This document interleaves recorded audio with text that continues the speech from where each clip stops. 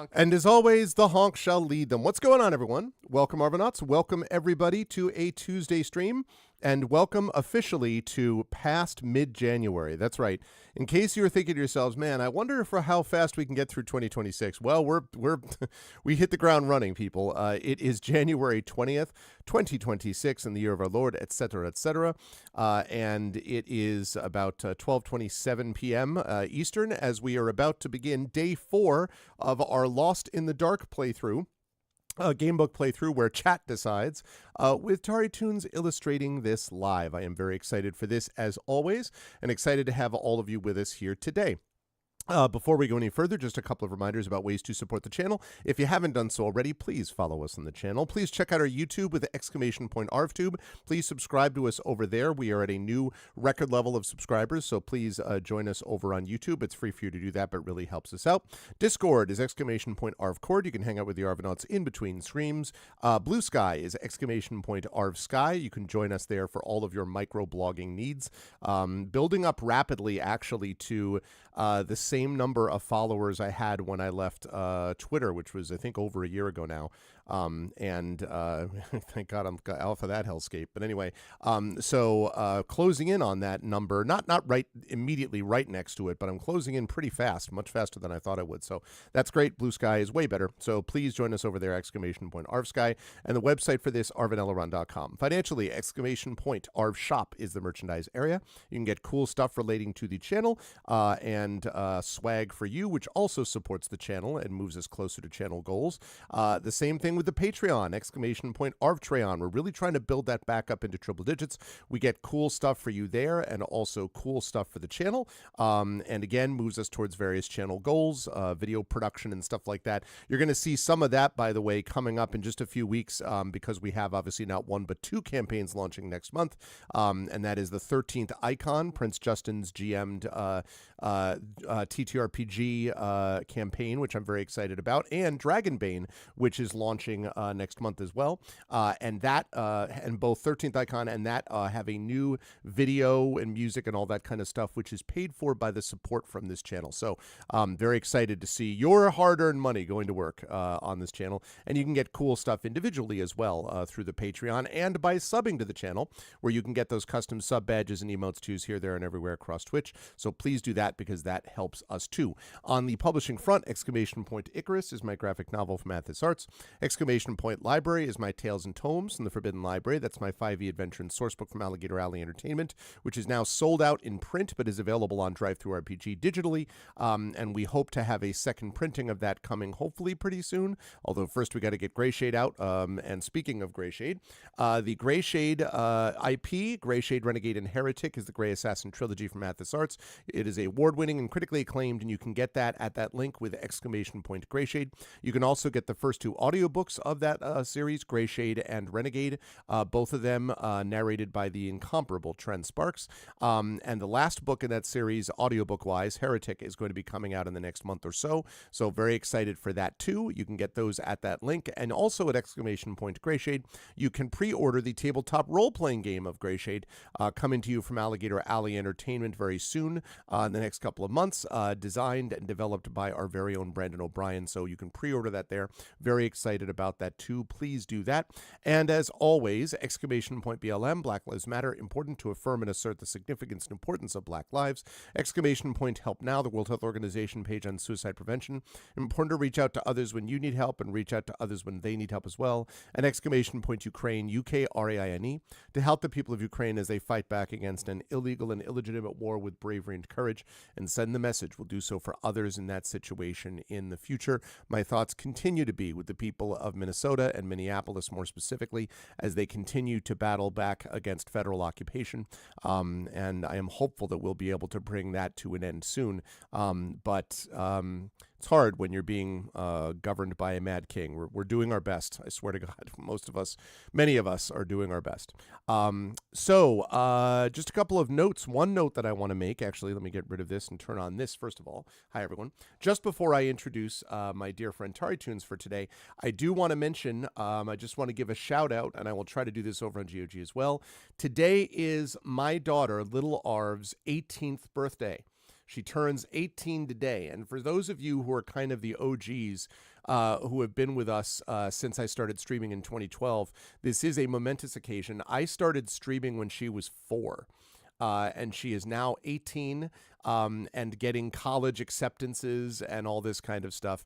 I've talked many times about how just incredibly proud I am of her.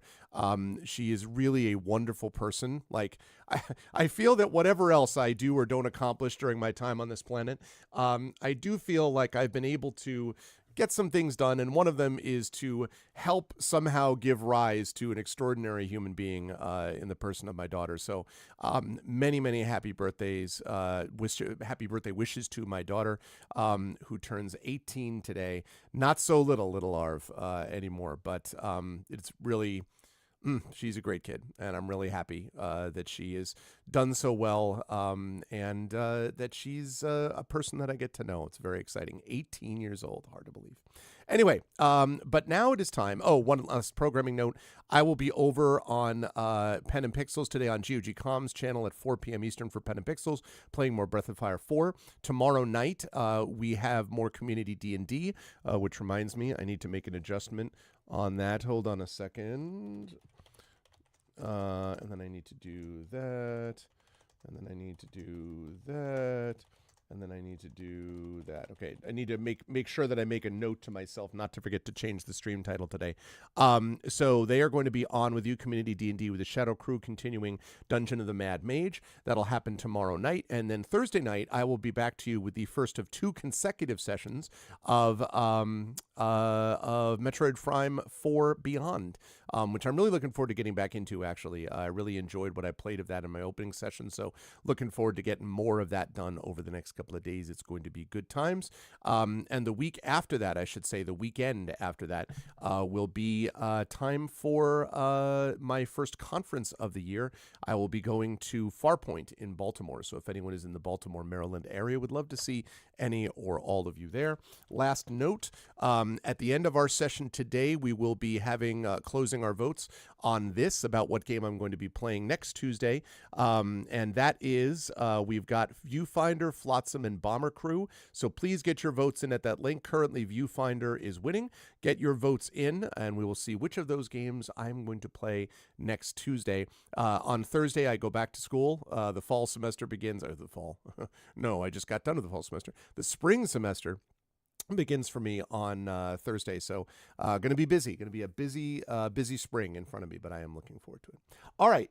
With that said, I am going to unmute myself so that Tari knows that we are ready to go, and then I am going to unmute her, and then I am going to head over to reveal. No, not that page.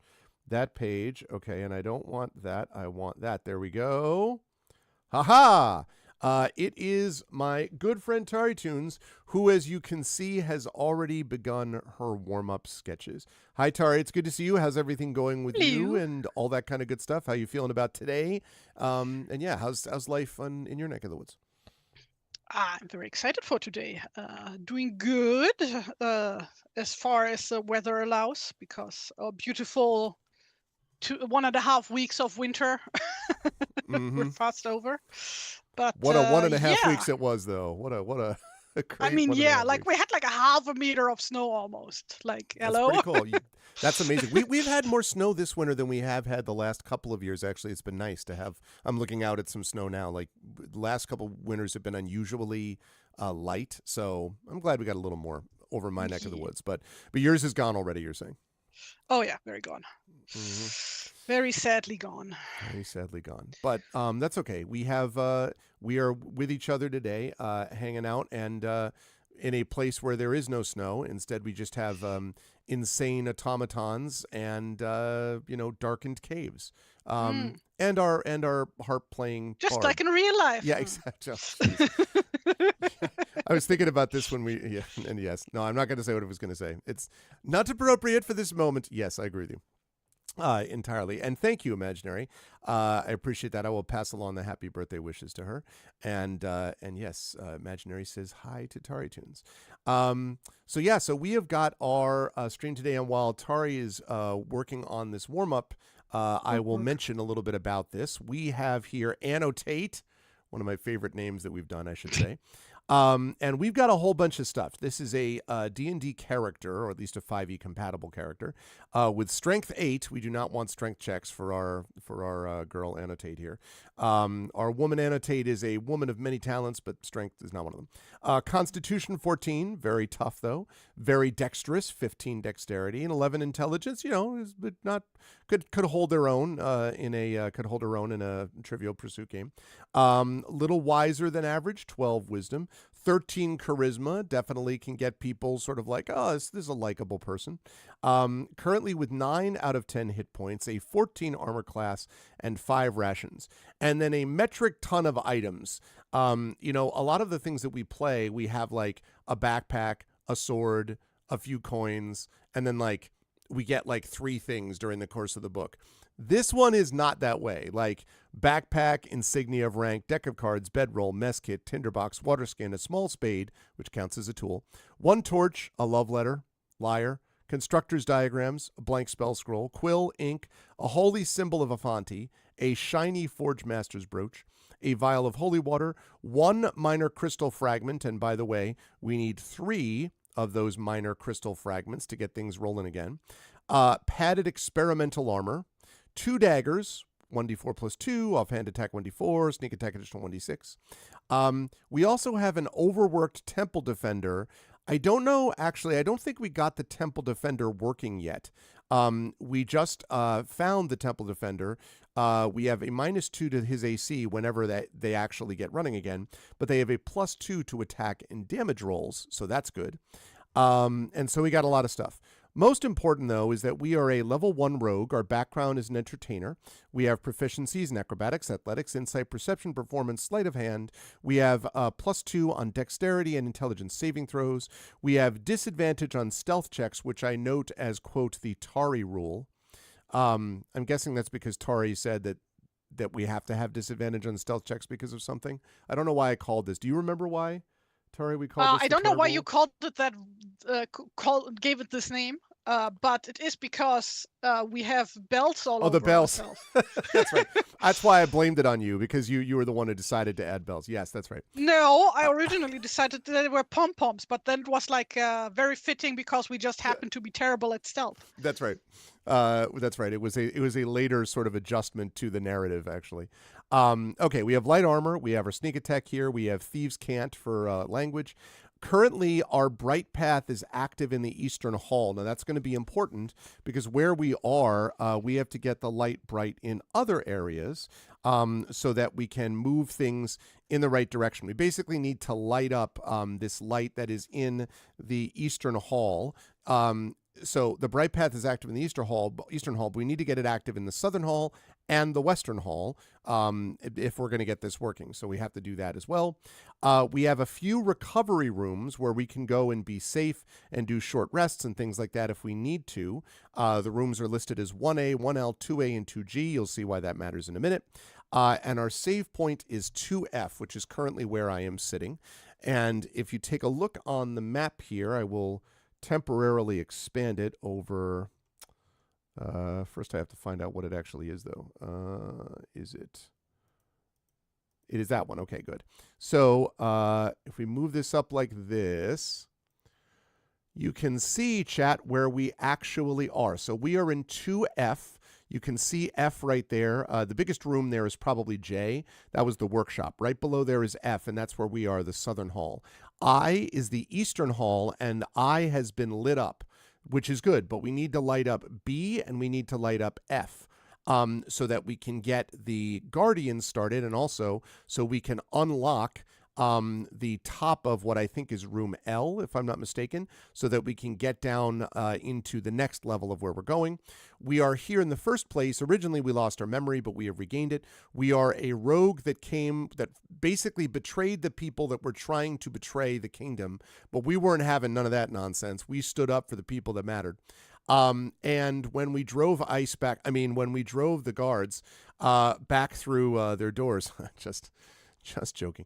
When we drove them back, we were sent to try to help these people that had been harmed, and that is these gnomes who were somehow down here in the cave. And we've already found a few of them. One of them is like infected by this fungal thing, which was pretty disastrous. Others are dead. Others, had created constructs to help work with them, but then the constructs themselves are half decayed and not working and all that. So all of that is kind of what we're looking at. We've just left the Eastern Hall. We are currently standing in the Southern Hall. And I see there's an illustration that I need to address here. Let me. It is not quite centered, so let me fix that so that I can get that working properly. I'm going deeper underground. Wait, is this a song that I don't know? What is this song? Jamiroquai. Deeper underground? I'm going. Oh, yeah. I'm going deeper underground. I'm going. I do know that one. I'm going deeper. I said I do know that one. Can I say, by the way, that my son, Tari, is apparently permanently lost because he's currently on a One Direction. Your son, Tari. He's my son, Tari. He is currently on a One Direction kick. How exactly did this happen? I don't know. I literally never really listened to it. I assume I heard them play before on the radio or something, but I mean, it's like one of those acts which completely went past me because boy, am I not the target audience for this, so yeah. Why should I care? Apparently my son is partially the target audience for this. And it's these are ones too that are 20 years plus. It's not even a new boy band. It's an old boy band. I was like, all right, I guess. I mean, I was really big into Backstreet Boys when I was 5. Backstreet Backs, all right. Every so often, I'm just going to do that while we're playing today, chat. I'm just going to be like, oh my God, we're back again. Just to give Tari a little every time we have to backtrack into another room. Yeah. Oh man, maybe we'll get sponsored by what's left over of background voice. Now I feel ancient. That's what I'm saying, Imagine. I was like, geez, do you know One Direction is 20 years plus now? Since I was like, geez. I mainly know One Direction for the memes. Yes. Because it's a whole thing, apparently in fan fiction spaces that One Direction is incredibly infamous for causing a whole new genre of fan fiction.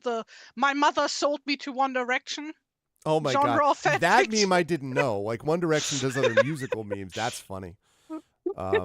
That's funny. Yeah. So anyway, my son is he's not totally a lost cause. He also likes I've gotten him to something so he also likes the Alan Parsons Project, which is solid. And then we were do you know the song Don't Answer Me, Don't Make the Silence, Don't Let Me Win? The Alan Parsons Project they do they were sort of well known in the 80s. It was actually an engineer who's a musical engineer whose name was Alan Parsons, who just got a bunch of people together and all these singers and stuff and played things with them. They were pretty good for the time. But also when we were sledding a couple of weeks ago, they were playing music from a certain era. And they were playing Owner of a Lonely Heart, and he does know and love Yes. Oh, I do know that song. I'm like, oh, right. At least I got him into Yes. I did something, so. I've been listening to America a lot lately. Mm-hmm, sure. Because been through the desert on a horse with no name. And mainly because of The Last Unicorn. Yeah, of course. Which I love that song so much. It is great. Yeah, I remember. Obviously, it's lost on my students now. If I'm like, America did the soundtrack, they're like, what? I'm like, never mind. Yeah, they did the full soundtrack for that, and actually Peter Beagle. No, they didn't. Some of the songs are by other artists. No, I think they did most of. I don't. No, most of it, but really. Wait, I don't think they did all of it. I'm gonna go get the DVD because I swear I believe you, but I don't understand because I thought it said. Here, let me go get the DVD. I think he forgot there for a moment that he has the internet at the tip of his fingers. So he could have just like search engine that one. But Okay. It says songs performed, like multiple songs performed by America. performed. See? See, songs performed by America. So okay, so they didn't do the whole soundtrack. They just did but they did more than one song though. Yes, correct. Okay. All right. Did you know in the completely random files? So there's a fairly well-known director named Alex Cox who directed a production of a play by John Webster called The Revenger's Tragedy. And I'm sorry, not John Webster, Thomas Middleton. I apologize. Thomas Middleton, who wrote The Revenger's Tragedy. And this was starring Derek Jacobi and Eddie Izzard is in it. And Christopher Eccleston of Doctor Who fame is in it and stuff like that. And the band that did the entire soundtrack and did not just do songs, but literally did the whole soundtrack for Revenger's Tragedy is Chumbawamba, the band that did I Get Knocked Down, But I Get Up Again. No, you're never going to knock me down. Chumbawamba randomly did that entire soundtrack. I don't have the faintest idea, but you'd be like, hey, you know who we need for this? Chumbawamba. But anyway, it's one of those deals. Okay, so anyway, we're here. We're ready to go. And we are going to get ourselves started. Speaking of music, what do you think, Tara? Do you have a thought about soundtrack today? We did do Terranigma last time, right? I think we did, yes. Did we already do Illusion of Gaia / Illusion of Time? That's a good question. I get, man. Because that would be my next suggestion. Because we did Secret of Mana, Secret of Evermore, but we did not do, I don't think we did Illusion of Gaia, no. So I shall pull up. Oh, God, no, I don't want the Pro Jared playthrough of Illusion of Gaia. Like the soundtrack, please. Okay. All right, outstanding. Okay, I'll pop up a link in a minute.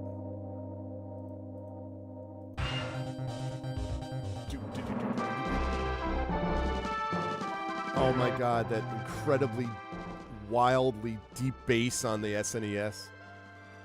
Burr, burr, burr, burr, burr. No one has met muffled until they've heard the SNES soundtracks, let me tell you. Okay, we are playing it. Chat. So, go ahead, Tari. What was, like, I know that the game has, like, different names depending on the region, but, like, I never know if, like, Illusion of Gaia is a US name or the Japanese name, or, like, which is Illusion of Time and which is Illusion of Gaia. Because they are the same game, right? That's right. As far as I know, they are. I think Illusion of Time, first of all, Board Game Heaven, thank you for the resub and the 3-month gift, which I think is part of this still. So thank you, Board Game Heaven, again. Greetings. Good to see you. Always a pleasure, BGH. Good to see you. Everyone should go follow Board Game Heaven, by the way. Very active Discord community as well. Thank you. Yeah, so Illusion of Time is the Japanese one, and Gaia is the US one, but I don't know. I don't know if there are differences between them in terms of, like, you know how, like, Final Fantasy 6 in the US was like 3 or something in Japan or something. The numbering was off. So I don't know if it's like way different, but Gaia is the US and Time is the Japanese one. So I do know that. Yeah. What was it did you know it as Gaia or did you know it as Time? Oh, I didn't grow up with it. So I have no idea what the actual European name is. I see. Okay. I entirely grew up on these, didn't grow up on these, but like in my like late teens, early 20s, I had like a whole SNES phase, basically, where I played like a lot of old games, but like mainly English ROMs, I think. So, I see. Yep, Illusion. It's like when I got to do Secret of Mana and all of that stuff. Oh, that's cool. And Chrono Trigger. Yeah. Illusion of Gaia it is for the US one. Chat, can you hear the music okay? Is it quiet? Do I need to turn it up at all? Let me know, chat. Quiet, good, bad, indifferent?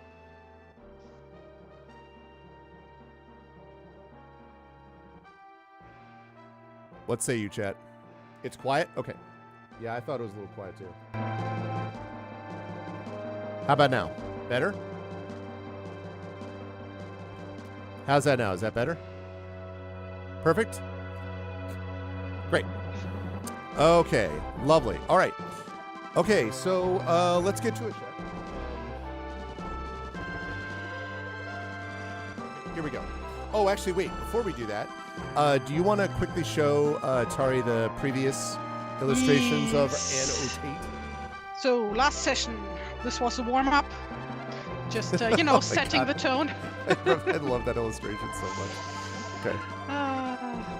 The horrors Yep. persist. Well, her expression, too, is just great. She doesn't turn around and there are no monsters. That's Right. how it works, right? Right. Our stealth. incredible stealth, Mhm. yes. Mm-hmm. Amazing. And our encounter with the robot. Yes, Construct, whatever. the one that we need to get running again that we can't quite get Yes. running yet. So, Very, very it cool. was just 3 of them last time. Okay, cool. And so we are here with Annotate singing Jamiroquai, which won't get us demonetized because it's just in text, so it's fine. There won't be any problems at all. Okay, good stuff. All right, so here we go, chat. Let's see. So remember, again, just as a reminder to folks coming in, we have already gotten the Eastern Hall lit up, which is I on your map, which I will again increase there. We already got I lit up, but we need to get F lit up, which is the Southern Hall where we are right now, and we need to get B lit up, which is the Western Hall. If we can get those 3 halls lit up, then that will allow us to light the crystal, which I believe will activate the construct, but more importantly, will allow us to open the lock that will let us get down to whatever the next level is. So that's kind of our goal today, is to try to get those hallways lit. And, basically the game's lit already, right? But just, make it even more lit. And then to get the doors open by doing so. And to do that, incidentally, we need crystal fragments. We have 1 already. We need 2 more of those.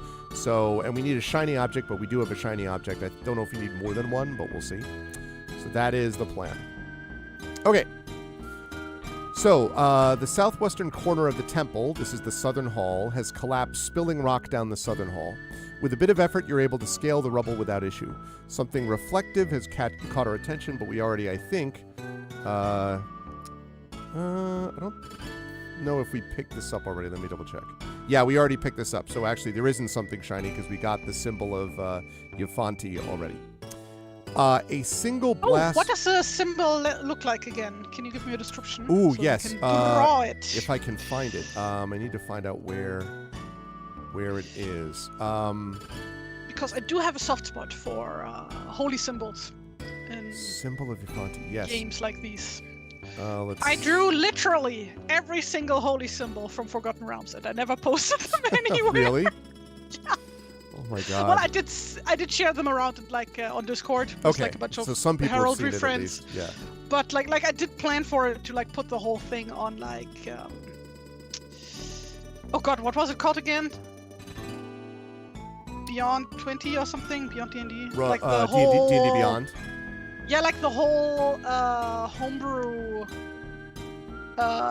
supplement posting thing. I forgot the name.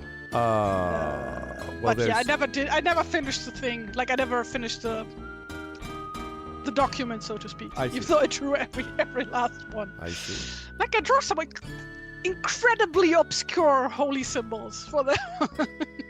Yufanti.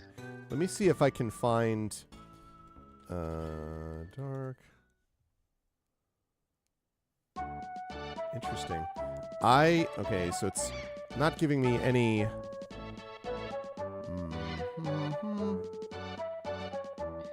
Yeah, Fonty. Fonty. I'm trying to see if there are. I vaguely descriptions. believe there was something about serpents. I think that's right, but like the whole temple that we are in is very serpent themed, or am I completely misremembering because it's been a month? That's right. Okay, let's see. So Nefanti's Guardian, Nefanti this. I'm glad that this is all available, incidentally, on Scribd illegally. I have the PDF, but, like, I own the PDF, but, like... I do not see a description of this. I don't know why. Alright, one more check on my PDF, and if not, then I don't know. Hi, Hillness! Tari is trying to summon a deity, but doesn't know which one yet. Yeah.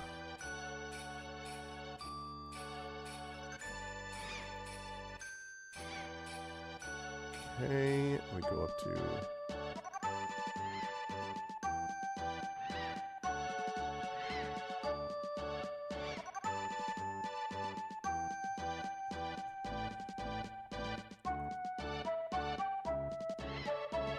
Lost in the dark.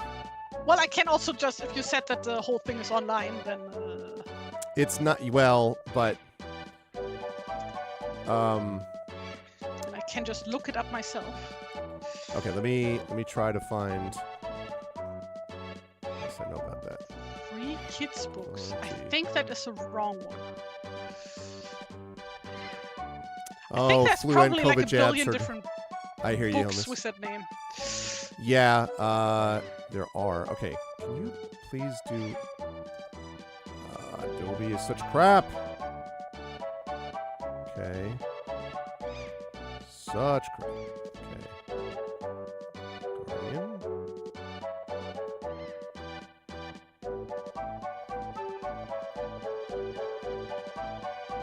Spider-like construct, blah, blah, blah. No, I don't... they don't actually describe it. Okay, then I'll just design something. I guess you can make something up. What do we know about Yafanti? I think Yafanti actually is probably more... How do you spell that, first of all? It's Y-F-A-N-T-I. Y-F... what?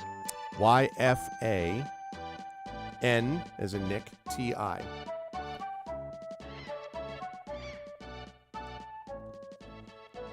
I feel like there is a vowel missing somewhere there. I agree. Mithril Weaver.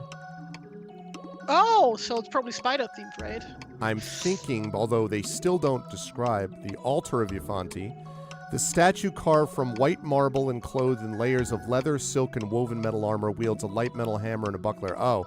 Nah. No, then not spider then. It might be like a person? Maybe like a dark elf? This is the reason I was wondering about this is because literally, like, as I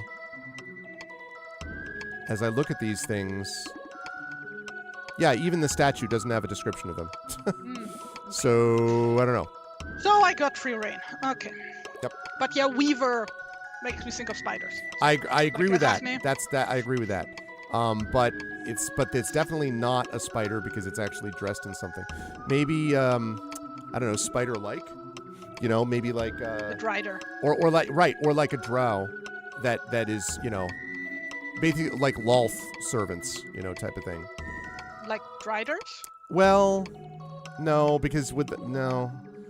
I know you're excited to do a drider, but I don't actually think it's a drider. Well, not really. That like kind of okay. Doesn't really make for a good holy symbol, I think. I think it's a character that actually might have fought against some of the dark forces, but was sort of like used to living in darkness and shadows and webs and things like that would be my guess. So, I'm sorry to hear that, Hilness, although I'm glad that you're protected from those things, but still. Yeah, I'm glad I was wondering because I hadn't heard a little bit from you for a while other than a couple of general updates on Discord. So I'm glad that you're with us even though I understand being hit hard by those things. Okay. A single brass pipeline around 2 feet in diameter runs along the apex of the vaulted ceiling, running parallel with the southern hall. Small hatches sealed with an aperture, let's see. I'm just double checking something here. Okay.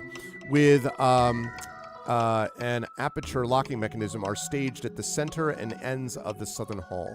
During your investigation of the rest of the passage, you hear faint skittering and scratching noises coming from the pipe above. Let's see.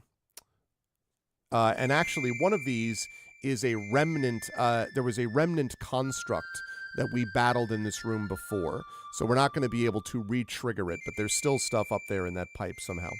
The toppled masonry is covered in a fine layer of powdered glass shimmering in the dim light. The shattered remains of a gilded mirror lay buried among the rubble. A thin copper wire has been wrapped a dozen times around the broken mirror's backing, twisted together into one braided lump.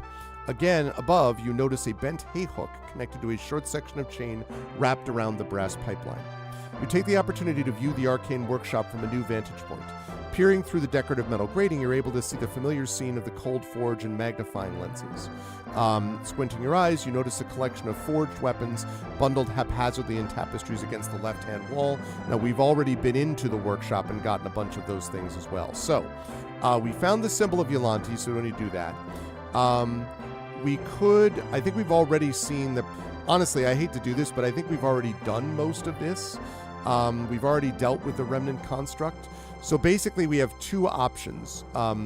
One of them requires a shiny object and light from the Western Hall. Oh, okay. So we don't have the Western Hall lit. All right. So I've successfully read you a description that's not going to matter because we can't really do anything except go west because we've already done everything else. So my apologies for all of that. So instead, what we get to do is, so we've come from 2H,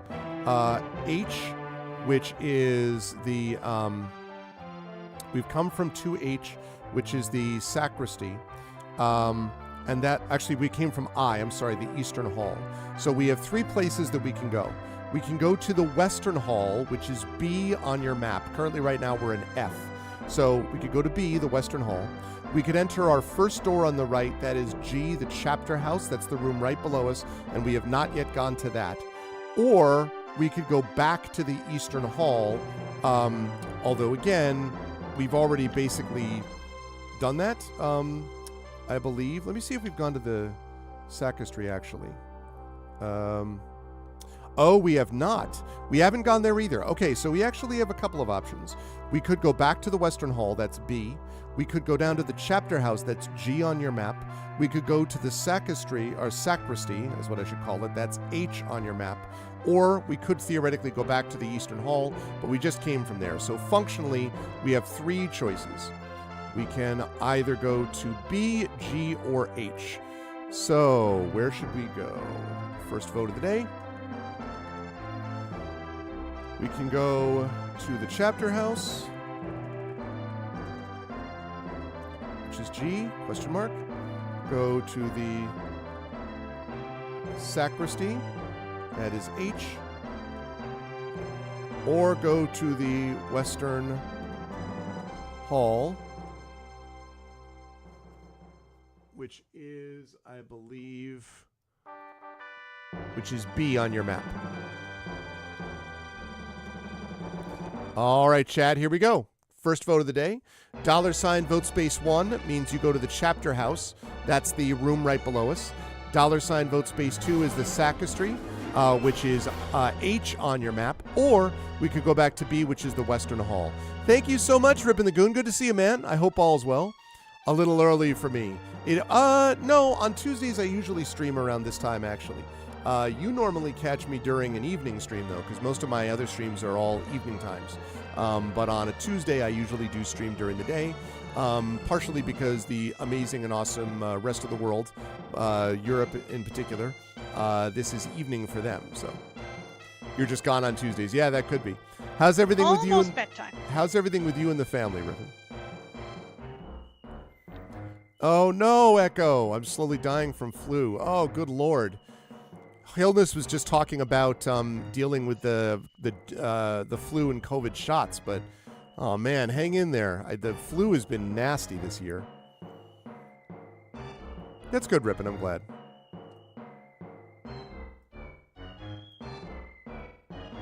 So there we go, chat. So get your votes in. $ vote space 1 means we go to the chapter house. We're currently in letter F of your map here.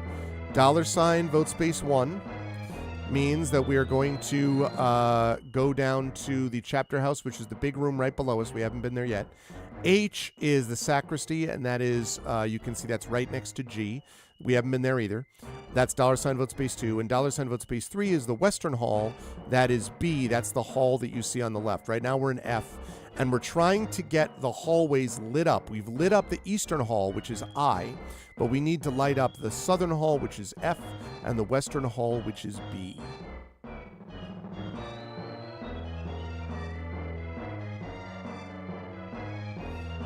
Our soundtrack for today, by the way, is the soundtrack to The Illusion of Gaia.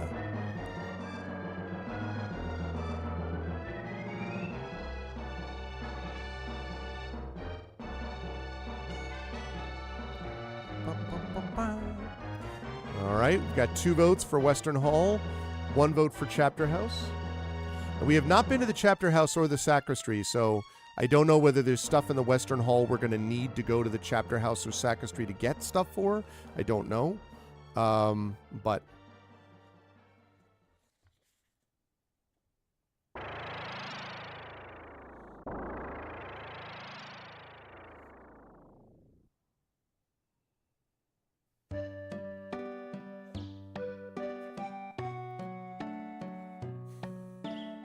And actually, let me see if we have 2G. Okay. So we have been in the Chapter House. I lied. We have been in the Chapter House before. It's one of the recovery rooms. But we have not been to the Sacristy, which is H. So. Echo wants to know, is it possible to show some of your art pieces from other sessions of Annotated if requested?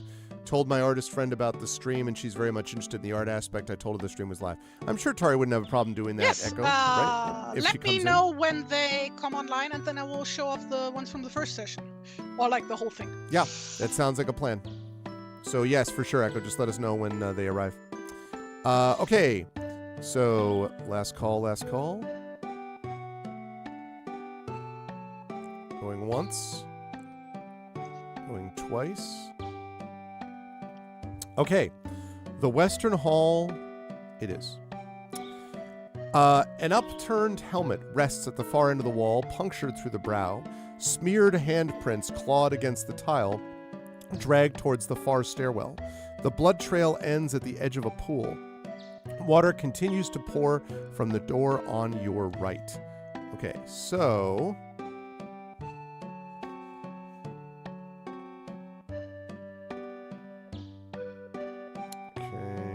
checking here for something else. Okay.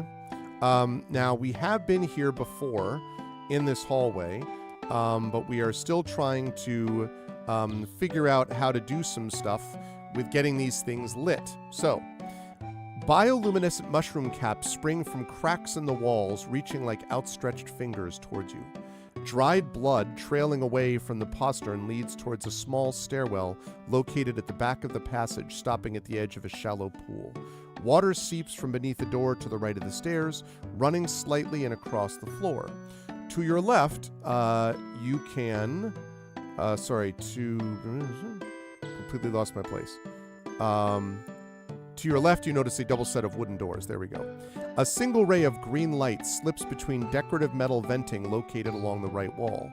The light, directed towards a hastily installed rotatable mirror near the passage ceiling, spills across the ceramic tile floor towards the crumbling masonry of the hall intersection located behind you. The glint of something shiny among the rubble catches your eye. You take note of it before continuing your investigation. And then again shows you the Arcane Workshop, and we've been in the Arcane Workshop already. So, one of the options that it gives us, and we actually know a couple of things here, but the big thing is that the sleight of hand check now is available to us because we know about the Arcane Workshop and specifically about the crystal fragments. We at the moment only have 1 crystal fragment. We need 2 other ones. And so, right. So, what it asks us to do then is to do a sleight of hand check now that we know about that light. So, who is going to roll for us for this evening / afternoon / well, yeah, mostly just afternoon or evening. Evening. Good evening. Hey, Nonstop. Tier 2 sub for 101 months. That is Man. staggering. That is literally 8 years and 5 months. Thank you, nonstop, as ever. I am so grateful for the support, and I'm also grateful for the 6 million emotes that you show, which get to show off Tari's amazing work whenever this happens. So I love it. It's great stuff. Thank you, nonstop. Seriously, I appreciate it. You could roll, but it would be cursed. Maybe not, Echo. Maybe all the curse has entered your body and you're fighting the flu. So it means your dice rolls will be uncursed. You know? I could see that. So scientific. Yeah. I figure that's how it works, right? Like luck can be neither created nor destroyed. It's just, someone has it, someone else doesn't. Is that what Einstein said? It's exactly, that was word for word, I think. Word for word, yeah. What he said. So yeah, Echo, if you would like to roll, Triffid, I think it was Triffid who did it last time and kicked butt doing that, if I'm not mistaken. Echo, I would love to have you on board. Happy to do it. Okay, give it to me. So if you could roll, I have it set. You know how to do this. So we are looking for a sleight of hand. So we are looking at D20 plus. Let's see. We have sleight of hand, so we're proficient in that, which is +2, and the dexterity. So we have got +2, and then dex +2. So +4. So D20 +4, Echo, if you would. Hey, a 19 right out of the gate. See? That's what I'm talking about. Anti-cursed. Good stuff, Echo. All right. So, pulling a barrel over from the postern, you can reach the mirror. Tightening the mirror's hinge, you redirect the beam of light down the western hall. The bright path is now active in the western hall. It can cure my nose, will a roll do? No, it doesn't work that way. See, if you use your good rolls in the game, you have to just put up with the flu for, hopefully not much longer, but a little longer. All right, so we got things lit, people. It's lit. They'll stay cursed. Western Hall is lit. Now, the good news about this, chat, Western Hall is lit, Eastern Hall is lit, but what it specifically said, you are hearing Illusion of Gaia music in the back nonstop, exactly right. What it said was that the Southern Hall needs a shiny object, we have one, and light from the Western Hall. So if we go back to the Southern Hall, we can get this thing lit. So I'm going to open up just a quick, should we go back to the Southern Hall to light up the Southern Hall? And we're lighting it up, by the way, because we need to start a construct which needs light. We also need a light so that we can fire up the door, which is not available. So $vote space 1 says yes, go to the Southern Hall and get that thing lit up. $vote space 2 says no, stick around in this hall. It's lit. It's lit.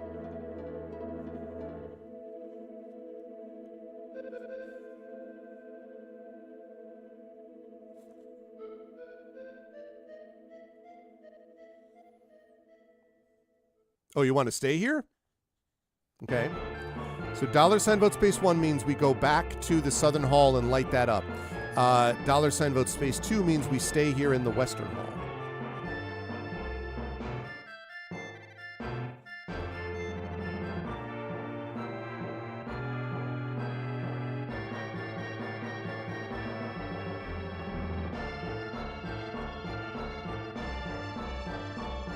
I hope you guys can't hear it from my mic, but actually in the other room, the boyfriend is practicing music.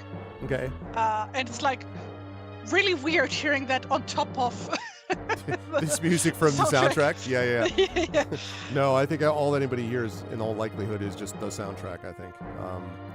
Okay. So let me know should there be any stray music coming in from my mic.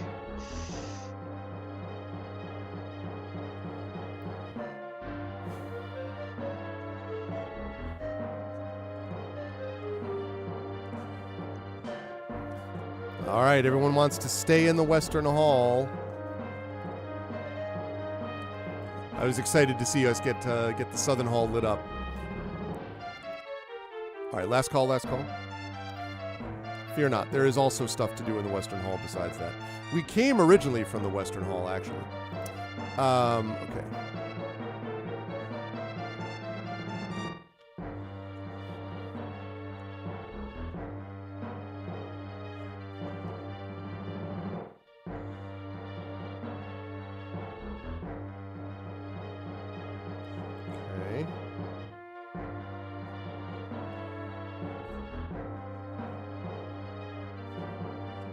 Okay, going once, going twice. All right, so we're going to stay in the Western Hall. Okay, so given that that is the case, I will tell you what is available in terms of places to go. So, we have already done the, let's see, the collapsed refectory.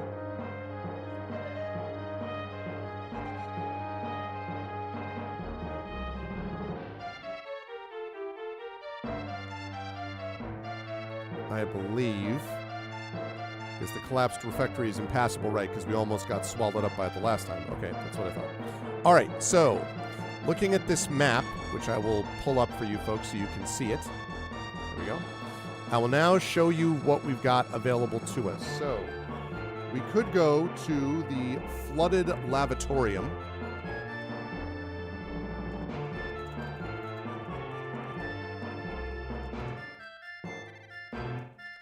To the flooded lavatorium. That is 2E. It's Yeah, a go bit ahead. odd because I only know what these words mean because the other week I replayed Pentiment. Ah, So, monastery architecture. yep. And no, the lavatorium is not a toilet. It's actually a washing place. Interesting. Yes. Even though Uh, lavatory in modern whole English different thing, yes. is Washes and the poop house. yep, that's right.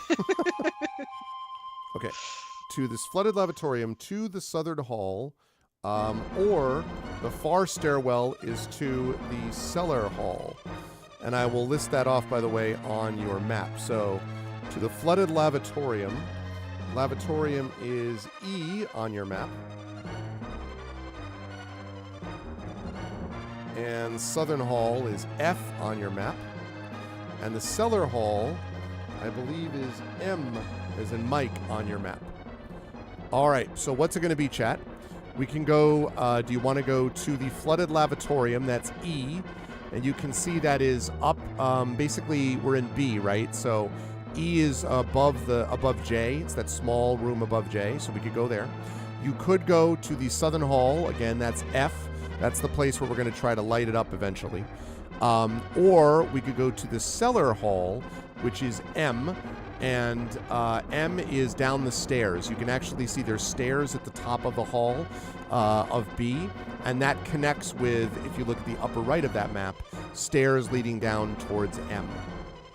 Euphante is a god, a kind of demigod slash hero saint person that lived somewhere in what is the equivalent here of the Underdark. What we have not been able to get, and I actually spent a few minutes trying to look for it earlier when Tari quite reasonably asked me, we have no idea what Euphante looks like. There's no description at all, other than just wears like a has a mace and wears a cloak and cloth and everything. So we think Euphante is a good god, basically. But lived a lot of time as a mithril weaver in the underground, and so we're sort of guessing, basically.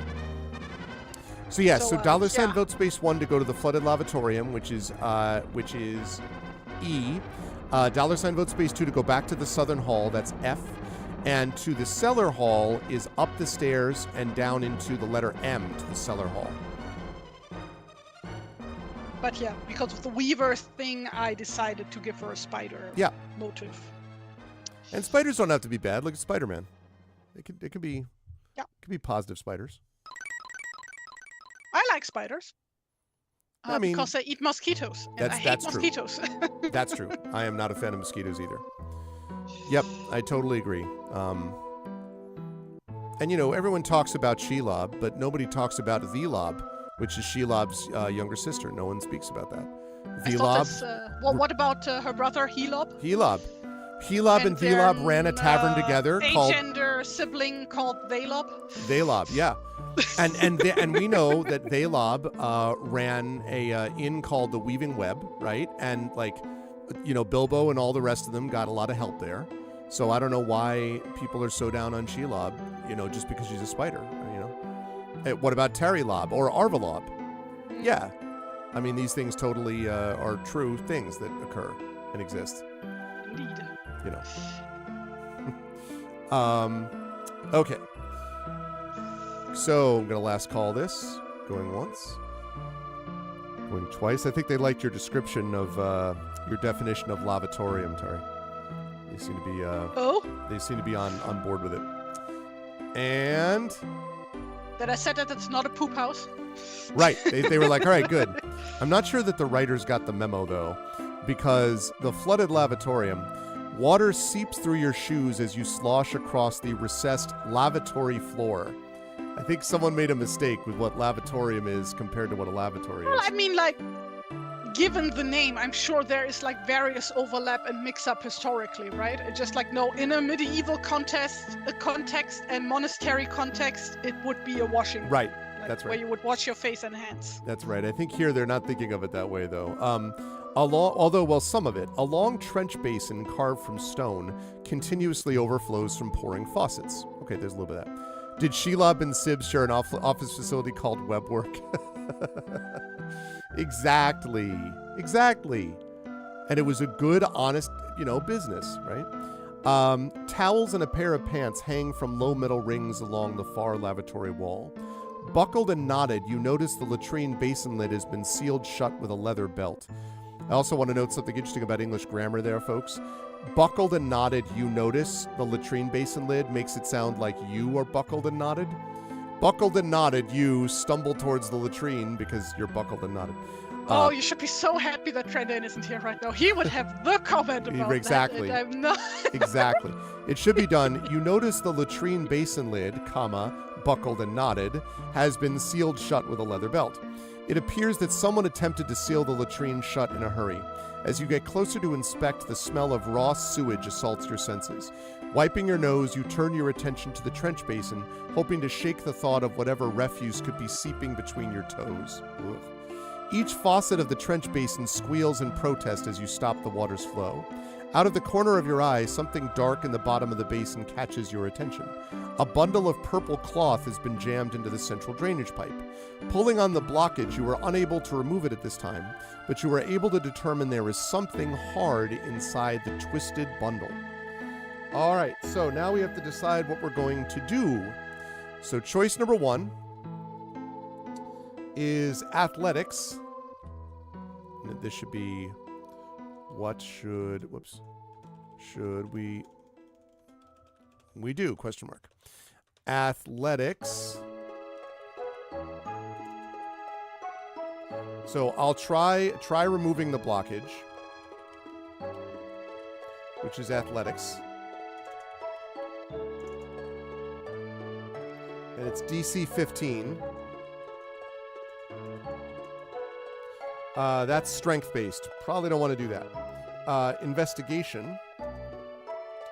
Hope something useful was left behind.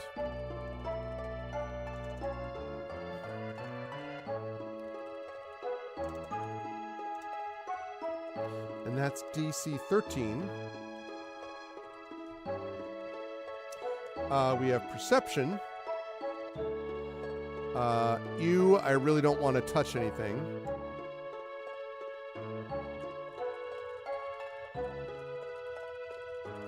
And that's perception, which is DC 13.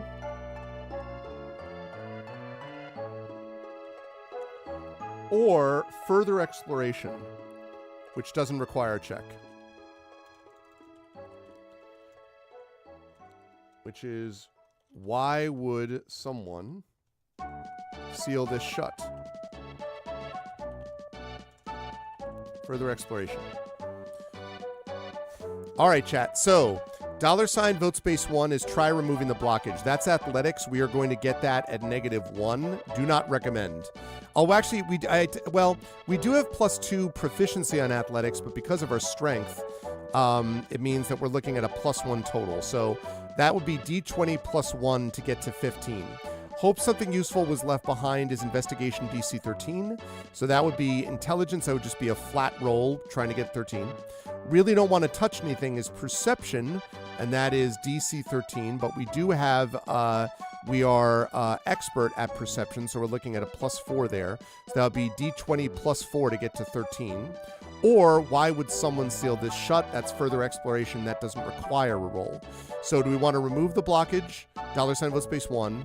Hope something useful was left behind. Investigate. $vote space 2. Really don't want to touch anything. Perception. $vote space 3.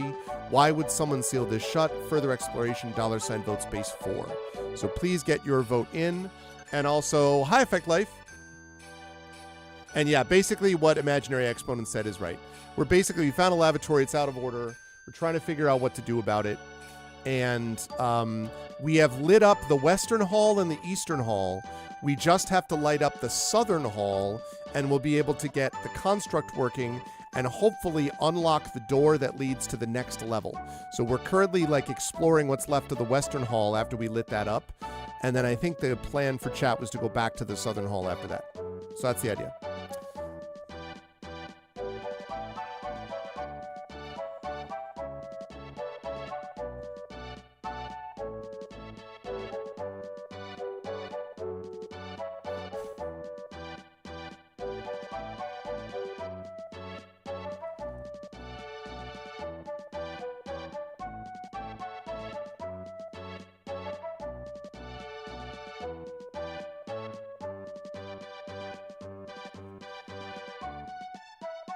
Such happy music. It is, Assuming right? We're on the same song. Yeah, it's all very dramatic victor. It's all very pleasant victory music, and all everything's fine. Does not quite fit with we're in the middle of this sewer essentially. And...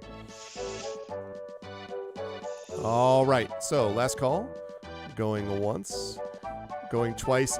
Tara, you're gonna love this drawing that we're about to get. By the way, you're gonna love it. I already love what you're doing, but I'm saying you're gonna be a big fan of this next one, I think. Okay. Further exploration it is. Chat has spoken. All right. So we're going to further explore. The good news is we don't need to do a check for that. So you will unbuckle the belt clasp, detangling the leather from itself before pulling it loose. As you raise the latrine basin board, a small shriek of surprise escapes you as two large spider-like limbs erupt from the latrine. I had a feeling you might be a fan of drawing this. Water pours from the joints of the damaged spider-like construct. The creature's mangled armored limbs desperately cling to the edges of the latrine basin. The scum-coated aperture blades whine and whir behind its singular glass eye. The noxious fumes released in the backed-up latrine bring you close to retching. You struggle to keep your composure as the stench burns your eyes. You have to choose one saving throw from the list below to avoid being affected. So, and you can add your character stats. So we either have a con saving throw, which is pretty good. I'll hold my breath and focus on combat. A dexterity saving throw, forget it and run. Or a strength saving throw. I'll force the construct back into the latrine and secure it.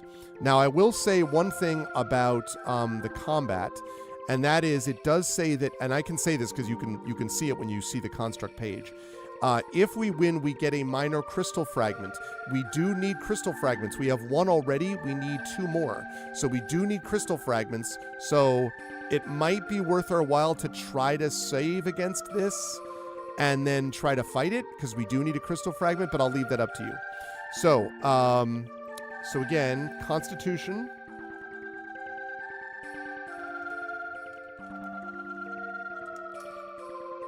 Which is DC 13, but we do have plus, I believe it is +2 to that check. Or dexterity saving throw. And actually, even though we have a slightly higher dexterity, it's the same +2, so that doesn't really benefit us at all. It's the same thing.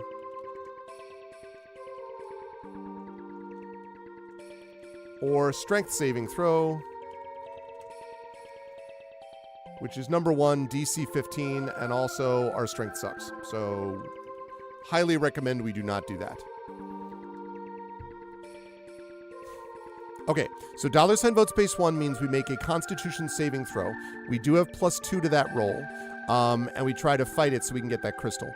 $ vote space 2 means dexterity saving throw. It's going to be the same +2, but if we get it right, then it means we run away from the combat, but it means we don't get the crystal. $ vote space 3 is strength saving throw, where we try to push it back into the latrine. We have a terrible strength. I would not recommend us doing that, because strength is not... That is not Annotate's thing, you know? So $ vote space 1 is con saving throw, 2 is dex, 3 is strength.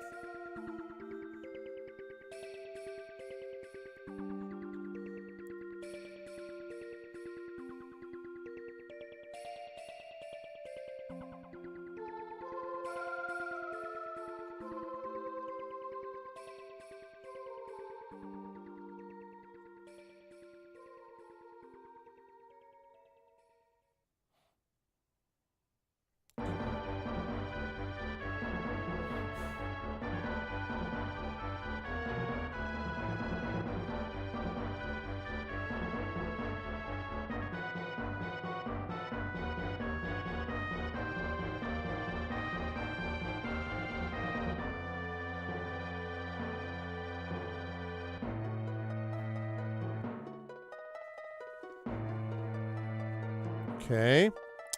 Gonna last call this.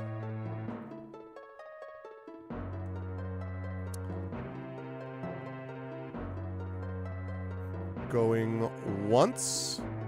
Oh, it's just a space, Board Game Heaven. So it's $ vote and then space and then the number. Hey, Dragon.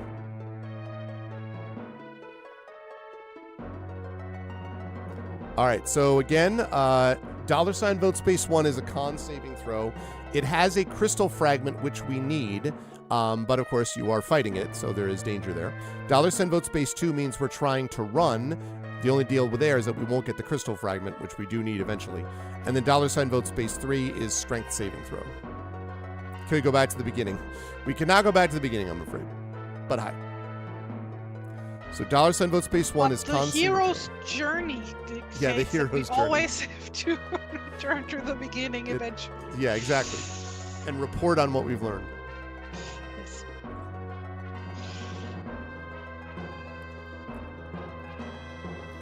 You can change your vote, Board Game Heaven. You just do $ and then change vote, all one word, space, and then the number. There you go. Okay. All right, last call, last call. Oh, the bot told you. That's right, that's right. I didn't even realize. Effect Life's bot is so efficient, I forgot that it actually says it. I'm so used to doing, like, DIY. I still do that. Okay, it's going twice. Okay, con saving throw it is. All right, now, Echo. What we have here is, we have, let's see, con saving throw would be +2. So we have D20 +2. And we are trying to get a 13. Sorry, Dragon.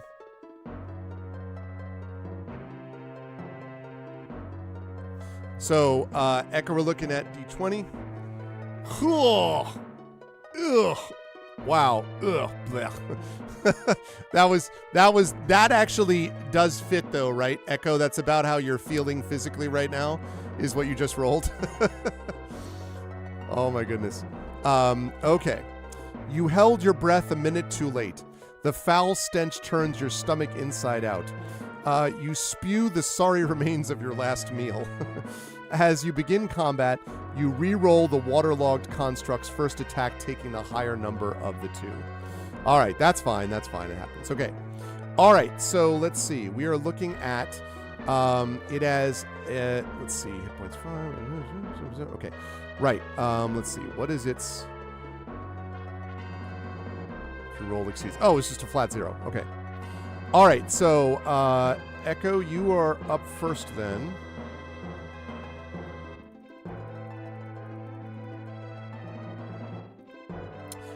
So we are looking at, our roll is going to be let's see, a D20 plus, let's see, we have the attack here with our daggers, so it's 1d4 plus 2.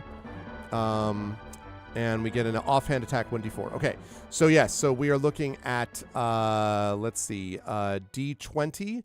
And then we are looking at, we are proficient in that. So, we are looking at +2, +2, +4. So, we're looking at a d20 +4 to hit this thing, Echo, if you would please.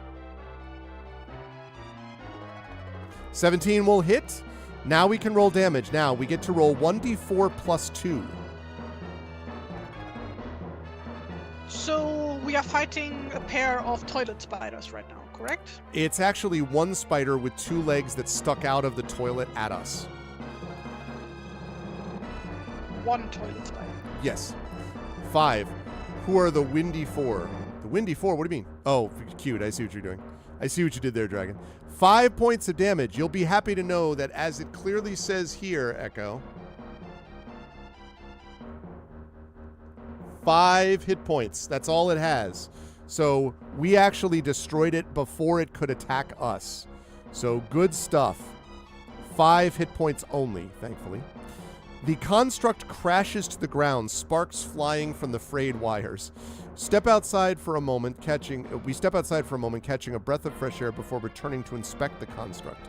Something green radiates from beneath its plating. Reaching in, you gently pluck it out. Add 1 minor crystal fragment to your inventory. Now we have 2 minor crystal fragments.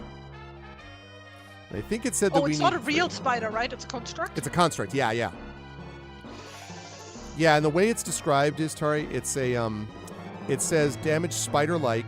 Its mangled armored limbs desperately cling to the edges of the latrine basin, while the scum-coated aperture blades whine and whir behind its singular glass eye. I don't know what that means. I'm just gonna draw something. Oh, the aperture blades? So like the basically the blades at the end of its sort of front. So basically it's got this, so it's got 2 limbs that are holding onto the latrine, and then the front of it, like a spider, you know, is like psst, except it's got, as a construct, it has these blades whirling. And then there are more gears whirring behind its glass eye. It's kind of messed up, is what I'm saying. It's kind of broken down and stuff. Thank you, Echo. And I will check that out at a certain point. Let me see. Nate. Oh, with that's with what's his name? Oh my God, with Brendan Fraser, right? Is that's what Rental Families. Brendan Fraser. Yeah. That's cool. That's cool. So you liked it? I will have to keep in mind. I will check that out. And yes, I will pass along your birthday wishes to the birthday girl. 18 today. My goodness. Okay. All right. So we got that crystal fragment. Good stuff. So having defeated that, we can now go back to the flooded lavatorium. Hooray. Just what everybody wanted. Okay. Now that we've done that, we've done the further exploration thing. So that is done. So now we have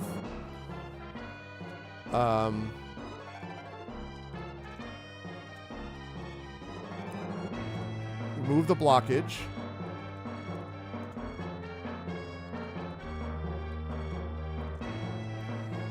Which is DC 15. That would be +1 for us total.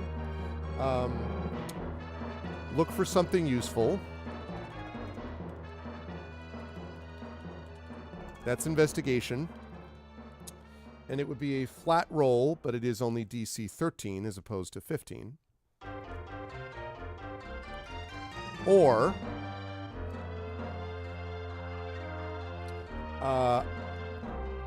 don't want to touch anything.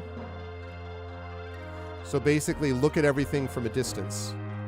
And that is perception, which would be DC 13. And we do have +4 because we have expertise in that as well.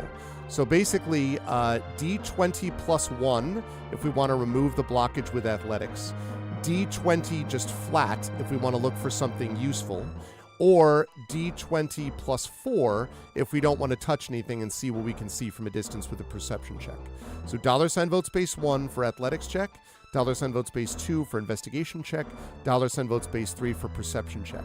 Most likely to get through is perception, but we may be able, I don't know if we can do these other things or not. We could do these others after fighting the construct, which we just did, but it doesn't always give you the option to do everything. So I don't pick the one that's the one you want to do the most, I guess is what I'm saying.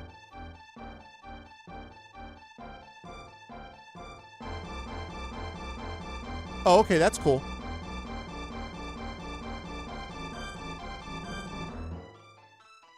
That's cool. I like Brendan Fraser, so. Apparently everybody else does too. He's like really popular in Hollywood. Everyone thinks he's a nice guy.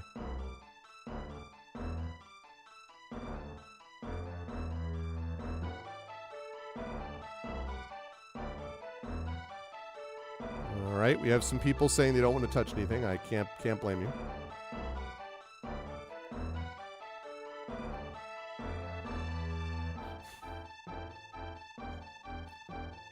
Looking for something useful also makes sense, you know.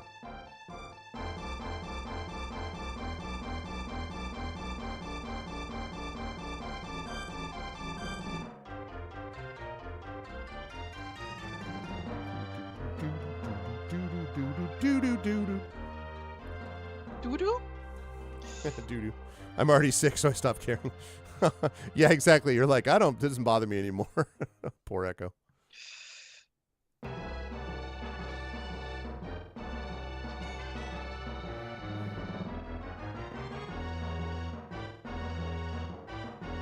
Dramatic things going on in the soundtrack. All right, last call.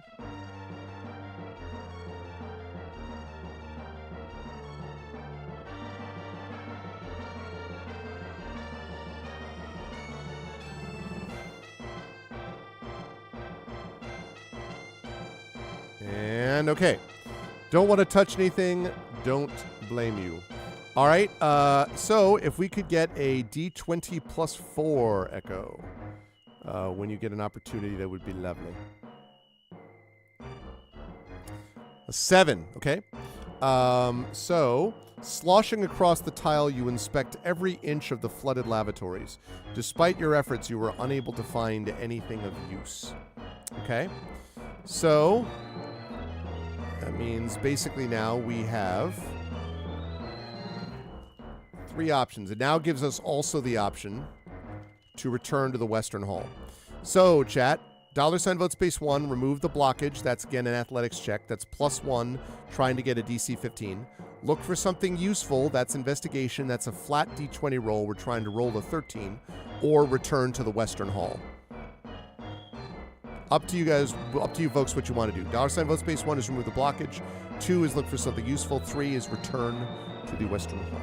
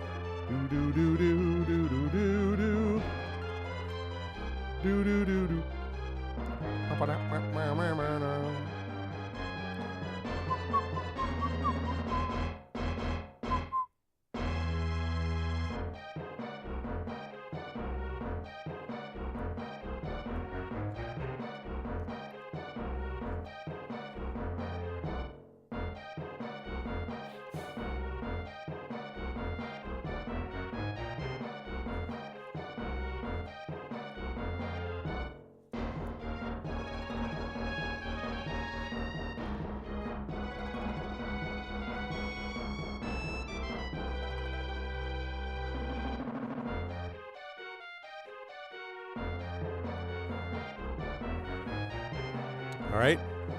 Going once. We're going to last call this. Going once. So far, we have 2 votes for look something useful. Going once. Going twice. Okay, we're going to look for something useful. This one's easy, Echo. Just a D20. No modifier required. Looking for DC 13 here if we can. The 7. Very consistent. Let's see. With so few places to search, you rifle through the hanging pants pockets, turning them inside out. Nothing. All right. So,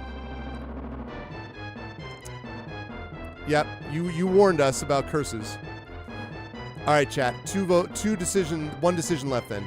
Do we try to remove the blockage? That's an athletics check. We would be +1, so DC 20 +1 to get a 15. Or do we return to the Western Hall?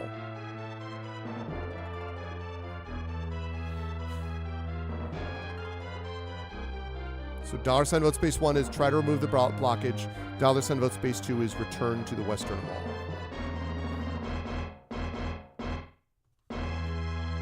This is very dramatic, Tari, right now, this music. Indeed. It's rattling.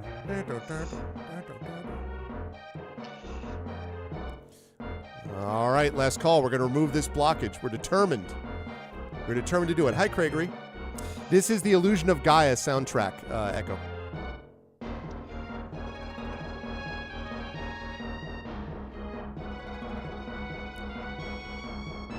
Had you thinking Zelda? I was actually thinking a little bit about the Secret of Mana combat. The I was thinking a little bit about that. Okay, we are going to remove the blockage. All right, Echo, we put all our back into it. DC 20 +1. We're looking to get a 15 here. Can we do it? DC 20 +1.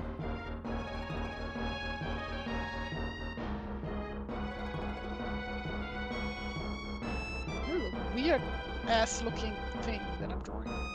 It is. We put our back and legs into it. That's true. We put everything into it is what I'm saying. DC 20 +1. We're trying to get a 15. DC 20 +1 to get this athletics check.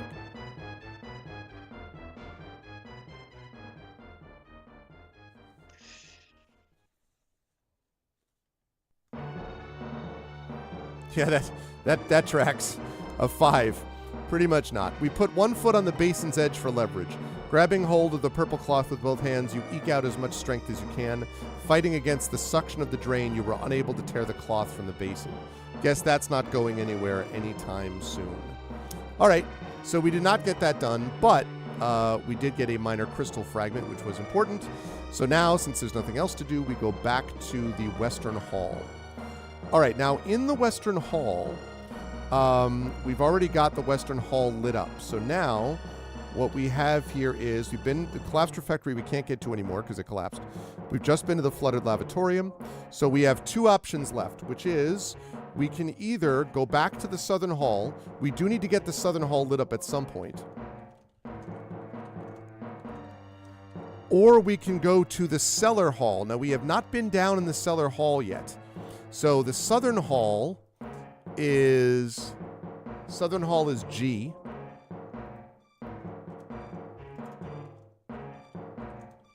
And the Cellar Hall is M, which you can see on that map. What would you folks like to do? $ vote space 1 means we go to the Southern Hall, which is G. I'm sorry, not G. I messed that up. Not G. F, that's what I meant. Sorry. So $ vote space 1 means we go to F, which is the Southern Hall. $ vote space 2 means we go to the Cellar Hall, which is M. And you can see that, like, it's basically a cutaway. Right above B, which is where we actually are the stairs leading downwards. And that Cellar Hall is above to the top right of the map that you're looking at. That's what M looks like. It looks like there's 2, maybe 3 more rooms access there. Yeah, thanks for the nightmares, Tari. This is this is great. Oh, man. I'm not the one who decided to put like weird spider construct monsters all over this adventure. Gnomes, I'm telling you. Can't trust those gnomes.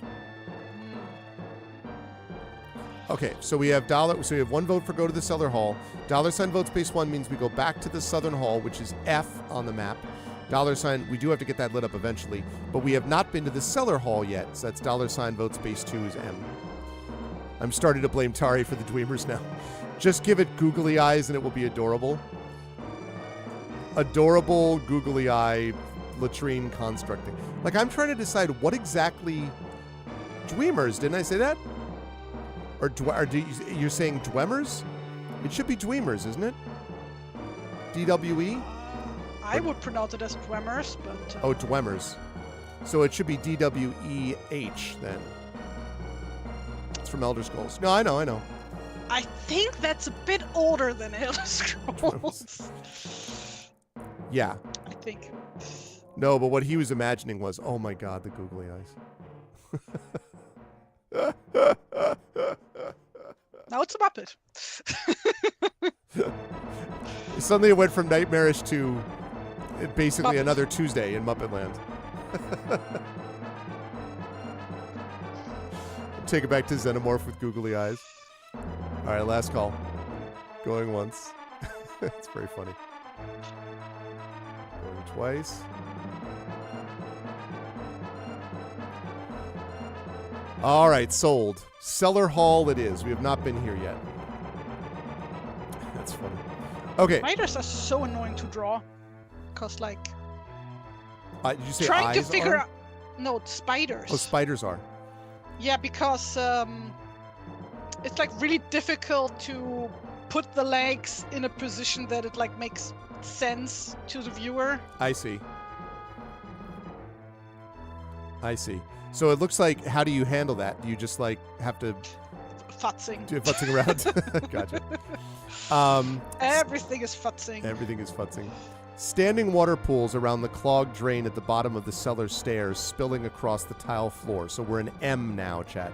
The two doors in the narrow hall have been smashed into pieces, and large, splintered pieces of wood bob on the water's surface. Suddenly, Han looks at you and says, "What a wonderful smell you've discovered." No, that doesn't happen. You stop yourself just before stepping into the stagnant pool. You had grown accustomed to the hiss of steam in the western hall. Only the faint trickle of water from the stairs disrupts the unsettling silence. You step into the pool. The murky water swirls behind your shoes, dredging up the dusty sediment resting on the tile floor. You try not to think of what might be below the surface. Okay, so here's what we have a choice to do, chat. We can either do an athletics check to find out what's up with the drain.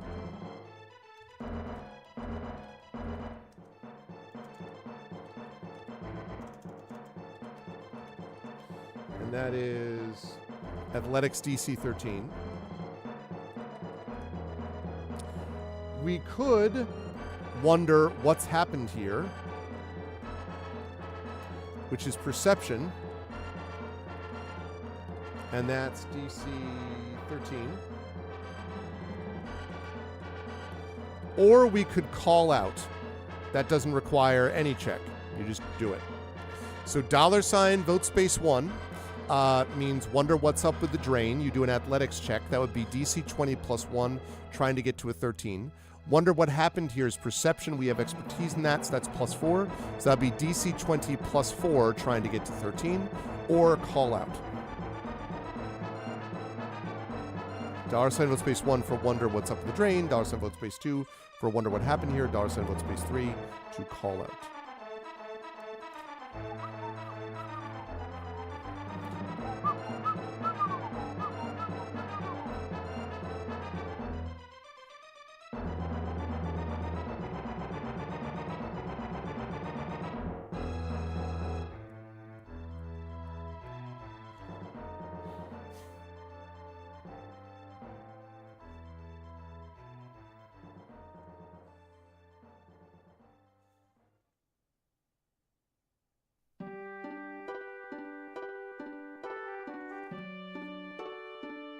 Okay, gonna last call this.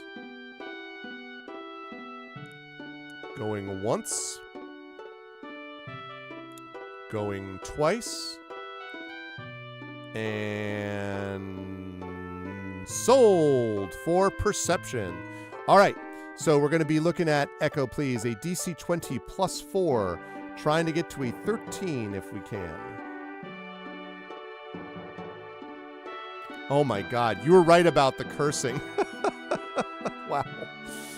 Failure. The doors have been broken inward, that you are certain of. With every step, more sediment stirs through the water, making it impossible to discern any additional details from the tile floor. Okay, my nose is evil. Oh, man. So, now that we've got that, we do this. All right.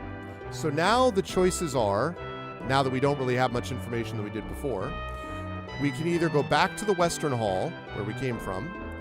We can enter the left door. Oh, and the Western Hall is also, that's B. So we could return to the Western Hall, which is B on your map. We could enter the left door.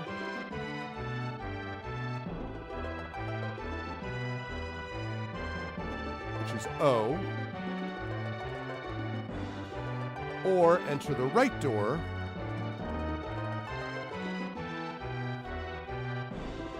Which is N. What do you think, chat? $ vote space 1, return to the Western Hall, that's B. Enter the left door, that's O. Or enter the right door is N on your map. And I'm covering over my character here, our character, because I want to be able to show the vote. And at the moment, there's not a lot of extra room. Because I'm sure as hell not going to cover over Tari's amazing art. So... Yes, everybody wants to see the poop sweater. Exactly. I guess I could cover over my face, just like this. Everyone be like, that's great. Thanks, Sarv. Just keep it right there. Okay.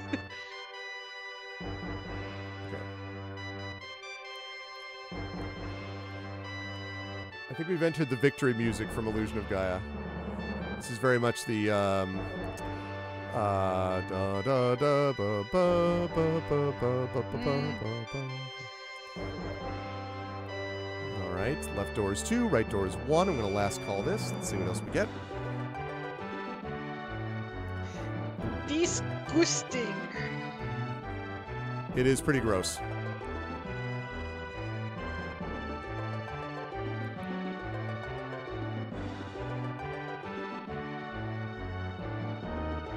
This is clearly the failed perception check music. I see nothing, yes I don't. All right, so we're going to enter the left-hand door.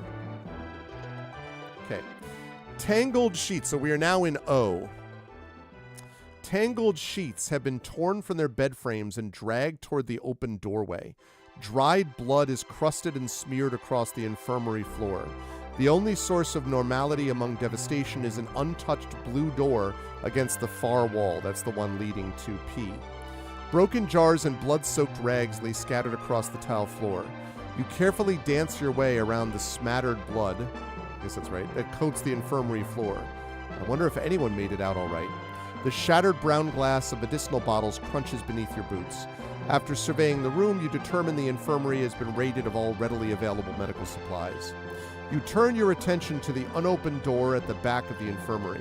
The once vibrant blue door, now faded, is decorated with painted herbal motifs in yellows and greens.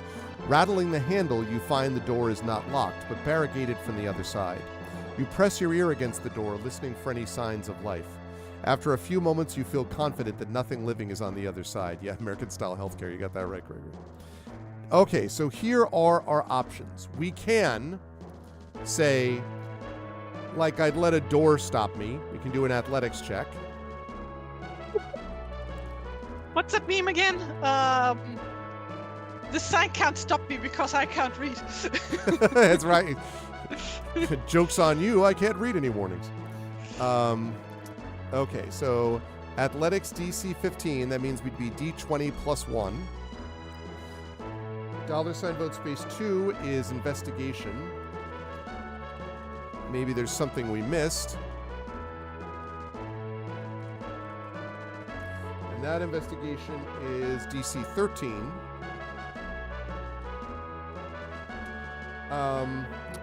Do we have...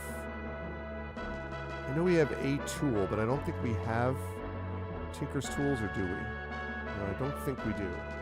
So we can't do that.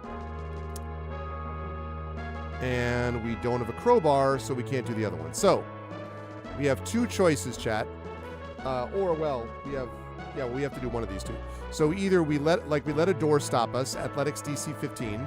That's $ vote space 1 for athletics, which would be D20 plus 1 to try to get to 15. Or maybe there's something we missed. That's just a flat D20, no modifier, trying to get to 13. So $ vote space 1 for athletics, $ vote space 2 for investigation, please. It does look amazing. Yeah, let's win a roll here. I know, yeah, seriously. Let's get a roll.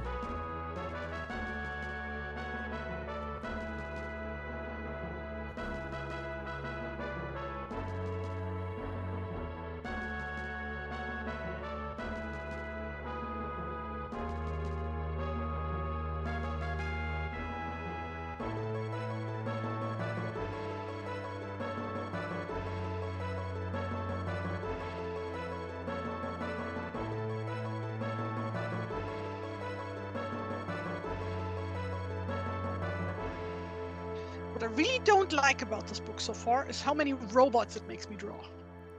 It has Because been making... boy, I do not enjoy drawing machinery. You've done some good constructs though, like the one Thank that was you. mining into the side of the wall and stuff like that. Yeah, but it's like A lot so of constructs, hard. I agree.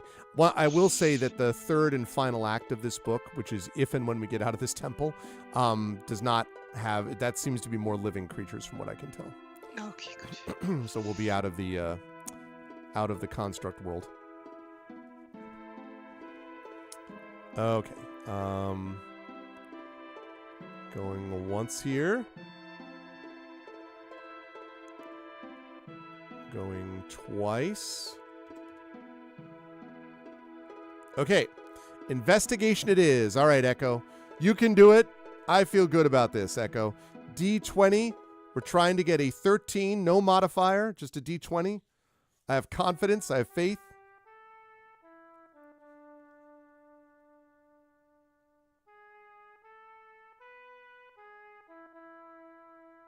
How much do you want to bet? I'm not putting any money on a bet. I'm just saying. I got faith.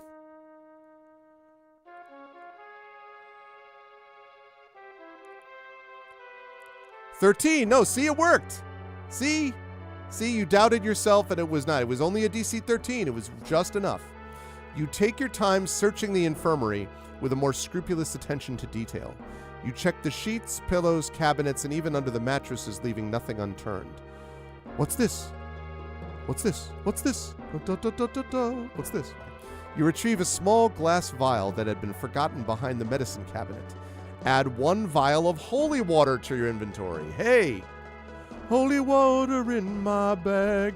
Oh! Now we have 2 vials of holy water. 2 vials of holy water. 2 holy water vials.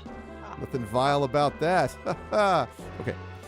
Good job, Echo. All right. So now, chat, it does give us the option now at this point to get rid of that now.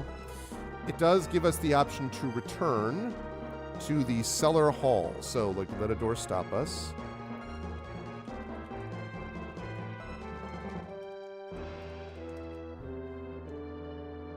Okay. So, chat, do we want to try breaking down that door using athletics? That's $ vote space 1. Or do we want to return to the cellar hall, which would be letter M on your map? $ vote space 1 to scoff at a door stopping us. $ vote space 2 to return to the cellar hall.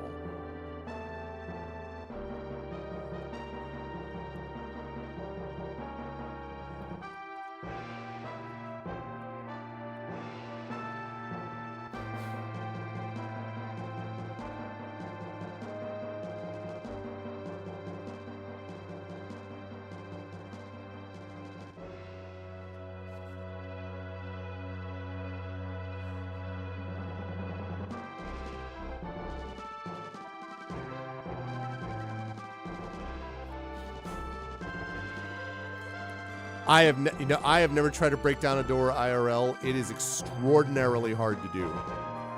Doors are not designed to do that. I have, however, done on a couple of occasions, living way back when I was in college, there was a way to get into, you could use the old credit card trick by pushing a credit card between the lock and the door on the inside of the door frame. And if you had really cheap-ass doors, you could get into rooms that way. Not that there was ever any reason for me to do that, but I'm just saying, like. It's what I read about during my research in college, Tari. Okay. Okay. College research. All right, going once. How much longer are we going? An hour, right? Yes. That's right. Yep. An hour. Okay. Because my hand is starting to hurt. Oh no. I promise we'll move off of constructs soon. All right, that was the Illusion of Gaia OST.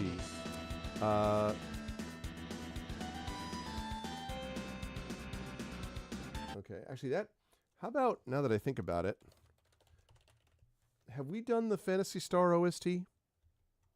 I'm pretty sure, but it was years ago. All right, well, let's do that one, because that one feels, unless you have another one you want. No.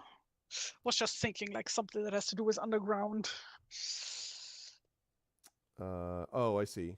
Well, I mean the dungeon music of Phantasy Star, I guess. I'm just looking to see. They have a remastered Phantasy Star OST remaster. Everything you need. As soon as I get out of these commercials. A remaster of a remaster? A remaster. Also, my drawing glove is like really falling apart. Cheap crap. Your drawing glove is? Oh, really? Yeah. It's What kind of my daughter has one of those for because she's left-handed and to prevent creating input, I guess, on the screen. But like, what is involved with it? Do you have some super deluxe or not? You said it's cheap. No, crap. I've got like the cheapest one online. What would you want to have though? I guess is my question. A thing that doesn't fall apart, seams that like last. I can't fix this. It's just annoying, I put in the latest soundtrack for this one in Zoom. Okay. Gregory wants to know if you use a Wacom for your illustrations or not. I do. I like splashed last year? No, the year before? I don't know. A while ago. On a nice Cintiq. Wacom Cintiq. Oh god, which one do I have? Where's the box? This is 16. Wacom Cintiq 16. Wacom Cintiq 16. Gregory says I have a touchscreen laptop that has an attached stylus. Works quite nice. I have a laptop that is a touchscreen, but it's kind of wasted on me 99% of the time because I don't do that sort of thing on it. I'm, doing normal computer stuff, but occasionally, if I'm trying to emulating DS games. Yeah, right, something like that, Okay, so we'd like a door stop us. Great.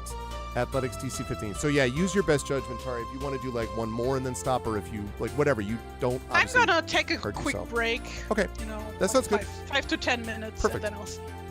Perfect. Just like doing some hand stretches. And perfect. Stretching my knuckles. Crunch.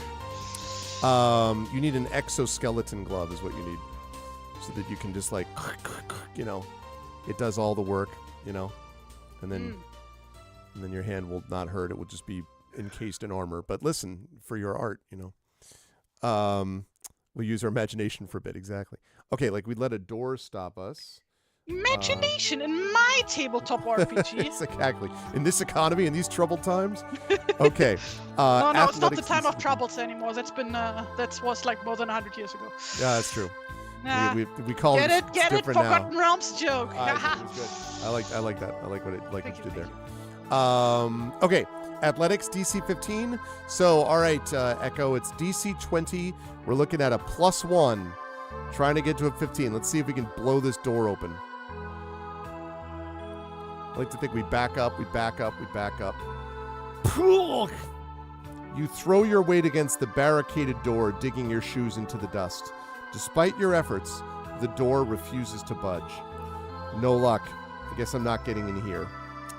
Well, I'll be right back. Okay, sounds good. All right, so we have to return to the cellar hall, chat. So we do so.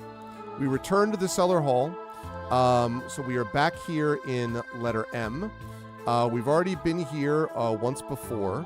So the only other choices for us now are, and I guess I'll just do a two-part one.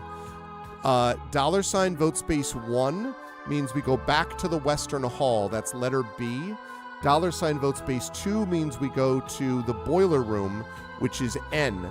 That's letter N there. So $ vote space 1 means your stomach has begun to revolt. Okay, that sounds, yeah, go get some rest, Echo. Thank you for rolling dice. We'll have someone else step in. $ vote space 1 means that we go back to the Western Hall. $ vote space 2 means we go to the boiler room, which is letter N. Thank you, Craigery. Thank you for stepping in and rolling. And thanks for the work, Echo. So $ vote space 1 is the Western Hall. That's B. $ vote space 2 is the boiler room. That's N.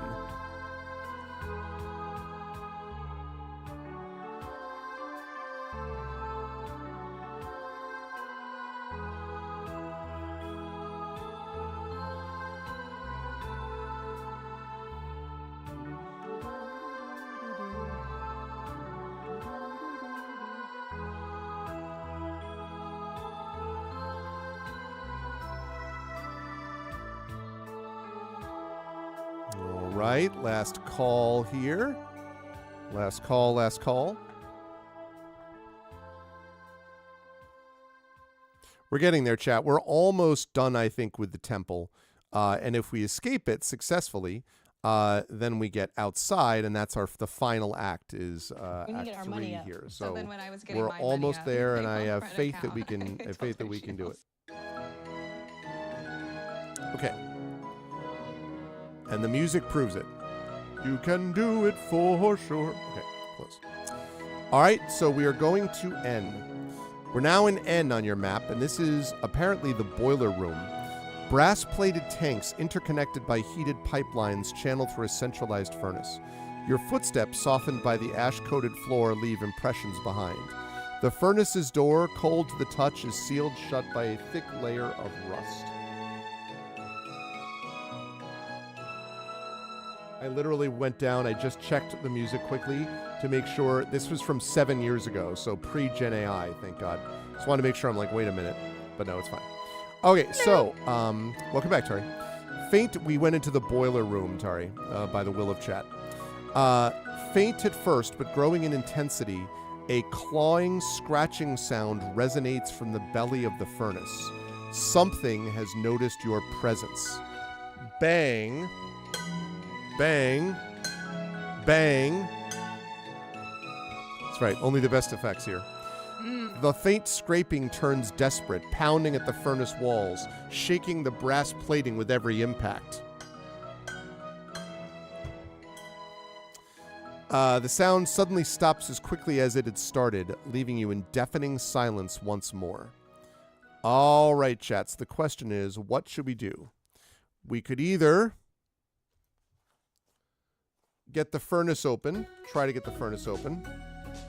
Gotta be another construct, isn't it? You think so? That's athletics, which is DC 15.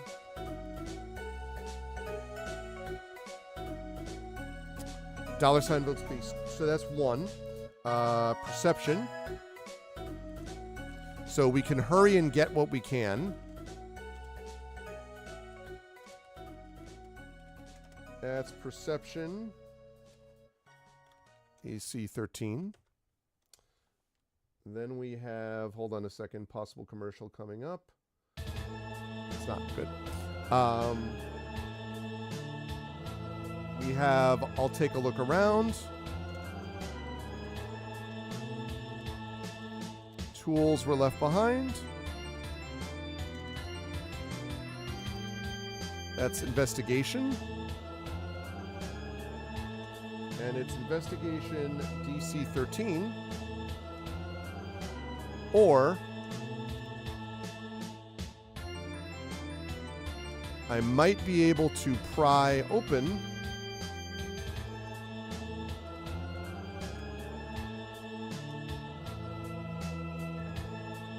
with a tool. Sleight of hand. DC 13. Okay. All right, Chad, here are our choices. So $ vote space 1, get the furnace open with a bit of force.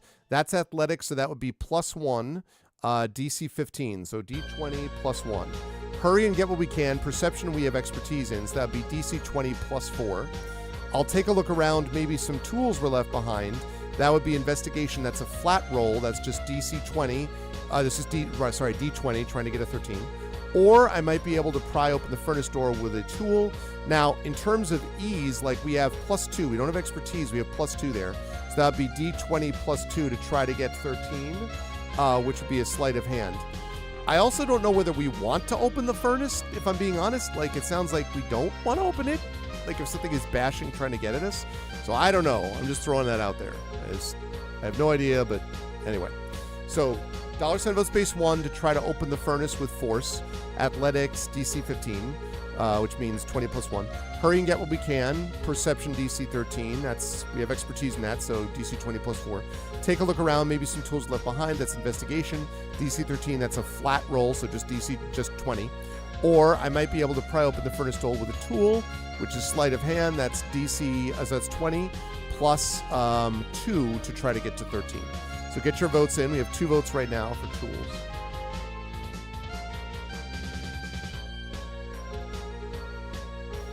I remember this very well. Cave music.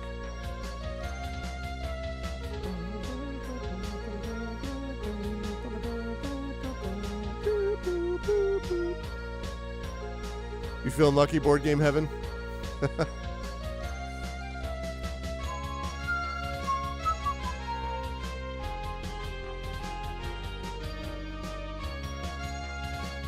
Gonna last call that. Yeah, sure.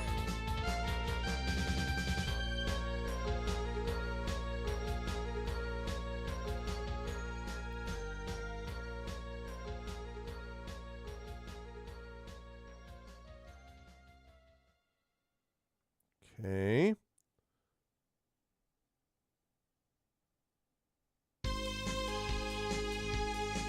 Okay.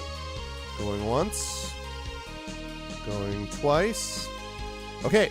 We're going to take a look around. So, Craigery, if you would be so kind, please. DC 20 is just a flat roll. And we're looking to get a 13 if we can.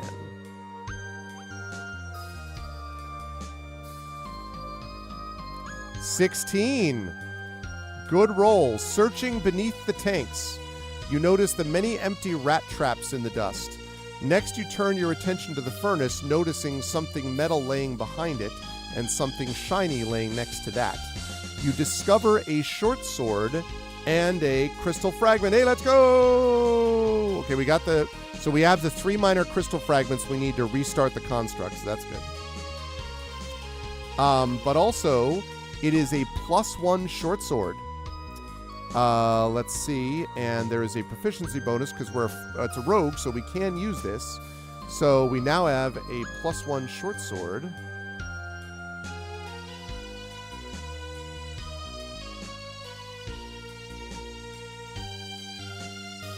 Nice.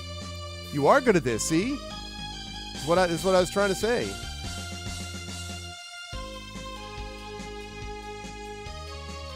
Great. Okay. Lovely. Well done, everyone. Okay. So now, at this, we have done that.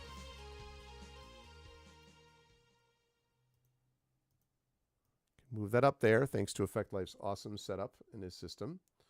Hang on a second while I get rid of this ridiculous ad. Don't need ads. I've got 2 ads. I don't need either of those ads. Go away, ads. Great. There we go.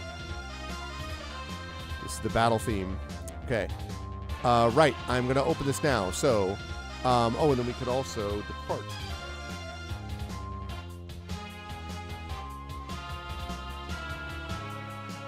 So we may have gotten what we need already, chat, but it's up to you. The rest of this is about getting... I guess we have not done the stuff with perception.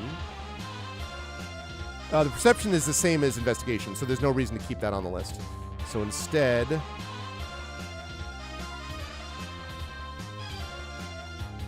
There we go. All right, so the question is... $ vote space 1 means we try to get the furnace open with force athletics. $ vote space 2 is try to pry open the furnace door with a tool using sleight of hand. $ vote space 3 means we return to the cellar hall. I remind everybody, I haven't looked, but maybe we don't want to open the furnace that has the banging thing trying to get at us. I just am saying. Maybe not. But $ vote space 1 is get the furnace open with force. $ vote space 2 is open it with a tool. $ vote space 3 is return to the cellar hall. So get in your votes, please.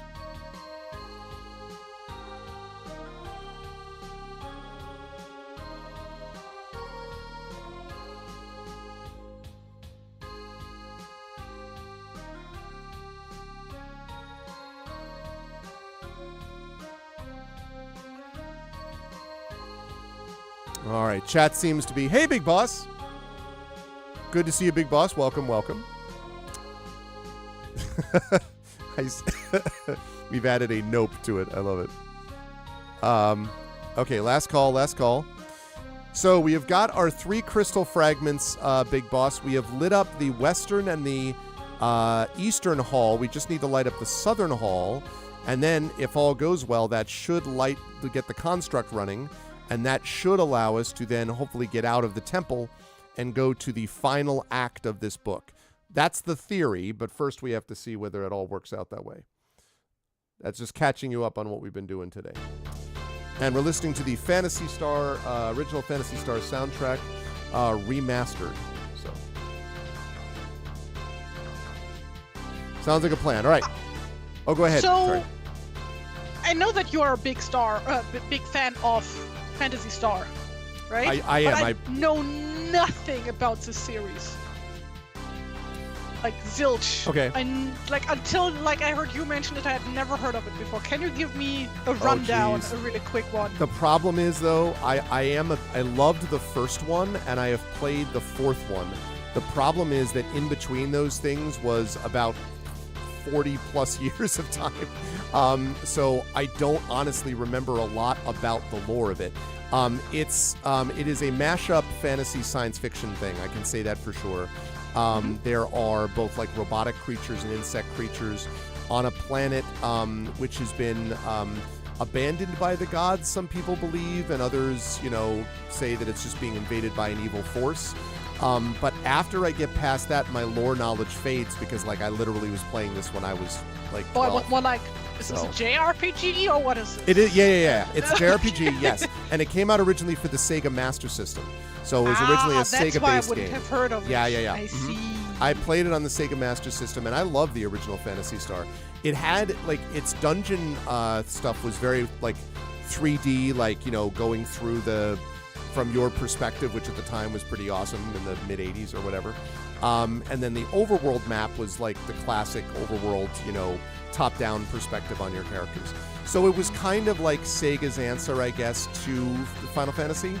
And it became very popular in its own right. And that's why the Alligator Alley folks doing the Phantasy Star tabletop role-playing game has done very well for them. And I never played Phantasy Star Online. I played multiple times Phantasy Star 1. I played a little bit of Phantasy Star 2, but don't remember any about it. And I played on stream a few years back Phantasy Star 4, which I may come back to at some point. So that is my knowledge of Phantasy Star. Also, there was a cool spelling of fantasy. So there's also that. PH, as they say. Amen. Okay, never mind Wealthfront advertisement garbage. Okay. Great. Okay, so we are returning to the cellar hall, and since the only thing we can do in the cellar hall that we haven't done already is go back to the western hall, we will do that because we haven't done anything else, or we've done everything else. We also, now that we've gotten back to the western hall, have done everything in the western hall, so it's very much going to the southern hall because we've done everything else on all these places. So now that we are back in the southern hall, the only thing we have not done, besides go on to the eastern hall, is get the light redirected. So, Craigery, we're going to do this sleight of hand here. We are now in, if you look at your map, we are now in part F of the map, and the western and the eastern halls are both lit, but we need to light the southern hall. So we have something shiny, and we have light from the western hall now, so using that light, we can redirect it. So, Craigery, if you would be so kind as to do a sleight of hand check for us, that would be lovely. So D20 plus 4 is what we're looking at.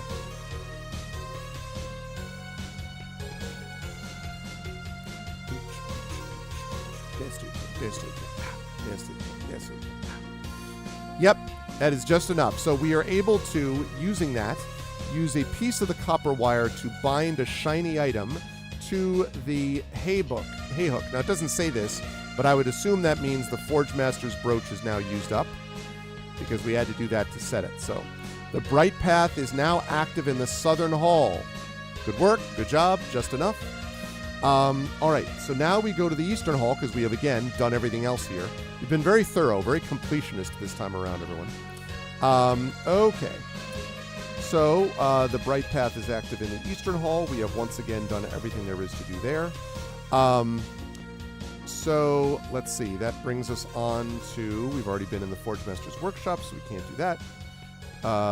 So the eastern hall, the only thing left to do basically is to go back to where the construct was. So I'm sorry to railroad everybody, but we've done everything else. So I'm just sort of moving us along because we've already done everything. Okay. So 2K is the chapel. And then from the chapel, we have the fallen column to the nave. Okay. So this brings us to the nave, which is L at the top of that room, back to where the defender was destroyed. So we have a temple defender. Now, again, the construct, which Tari previously showed on here, is frozen mid-strike and has been significantly modified. There it is. Yep. That one is just sort of standing there. But now we have what is necessary. We have a completed bright path. And in addition to that, we have got our 3 crystal things. So when we put the crystal things back in to this item, into the whatchamacallit, into the unit. All right, where's this thing?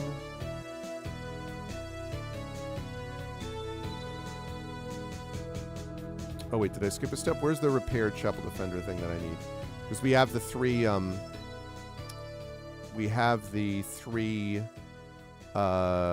crystal fragments.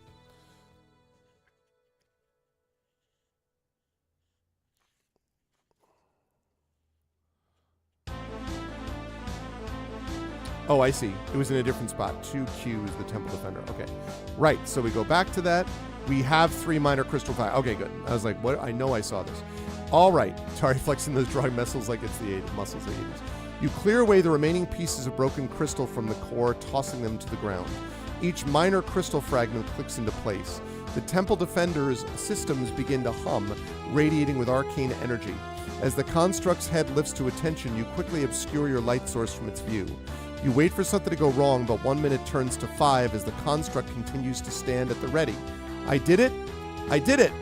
An uncontrollable smile spreads across your face as a realization dawns on you. I'm going home. Add the repaired temple defender to your notes.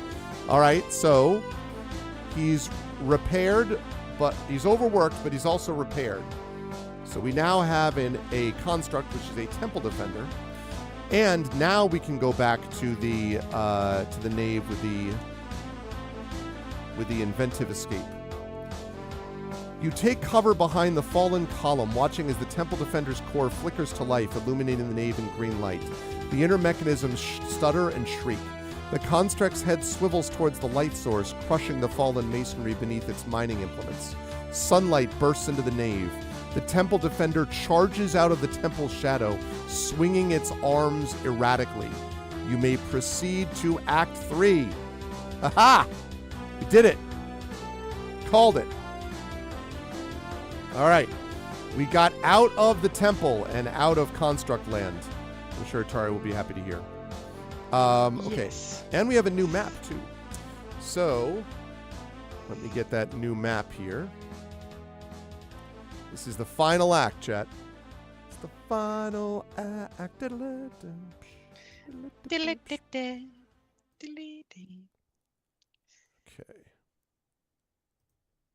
All right. Okay, we're gonna Smart open founders this know up. something most people miss. Get your domain name even if... Don't care about your ad. Okay. There we go. All right. Let's move down here till we get to the map so I can draw that and then put it up. You are going to draw the map? I mean, copy and paste the map. That's what I actually meant. It's clearly what I meant. Yes. Okay.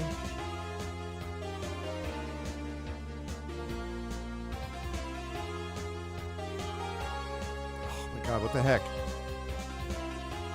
Rick, Scroll language. down. What the diddly do? Okay. Okay, Flanders. Diddly-do. All right, save as. All right, and we're going to move this up here.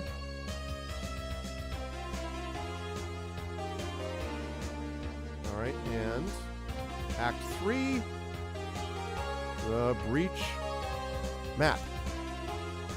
All right, so now that I've done that, I can go into here and I can switch our map over.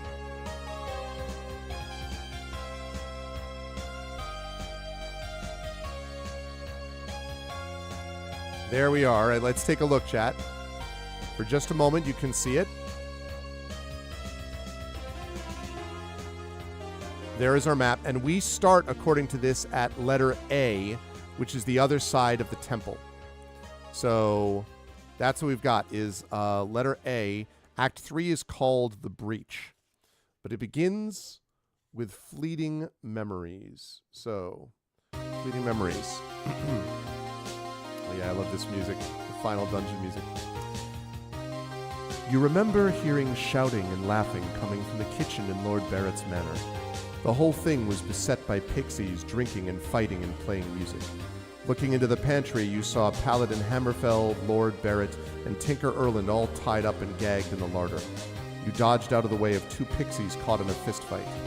Cutlery floated through the air past you. At the center of the chaotic whirlwind was Amaranth, in the midst of a drinking contest with the rowdy pixies. You noticed her sleight of hand pouring her teacup of liquor into the carpet. Somehow, her opponents never noticed. One by one, the pixies fell unconscious until there was no one left to play against her. She gently collected them up together, placing them in an empty potato sack. You help Amaranth free the other from the pantry. I really wish you wouldn't encourage them, Barrett said. Amaranth shrugged. They're a nice enough bunch of folks once you get to know them. Besides, it's nice to host every now and again. You walked with Amaranth to the edge of the grounds, carrying the potato sack full of pixies. She opened it, leaving it in the shade of a tree. Right, I'll see you folks next week, Old Knott's Grove. You heard the drunken slurs of the pixies agreeing to plans that would most certainly be forgotten. Those are memories from the past, in case you're like, who's Amaranth? Well, Tari had a drawing. This was our annotates beloved, let us say. In case you're like, who is Amaranth? That's Amaranth, see? Who would not, I ask all of you, who would not knock out a paladin and play with some drunk pixies for the benefit of Amaranth, right? I just realized I've been drawing her, well, not Amaranth, but Anne's sleeve wrong. Oh. Cuff, yes. In the later ones, you mean? Well, she could have yeah, had like like today. a uniform, though. Like, oh, just today. Oh, I see. I see. Okay, so we are at A, chat. You take your first step out from the temple's shadow. The afternoon's heat greets you, rushing towards you like an old friend, pulling you into an embrace. You fall to your knees in a warm patch of grass and wildflowers, drinking in the sun's rays. It takes a few minutes for your eyes to adjust to the light. A single thrush darts across the bright blue sky, carrying a few glinting golden fibers in its beak. The temple grounds have been torn to shreds, littered with the remains of fallen gnomish clerics. Their flesh has been picked away by birds.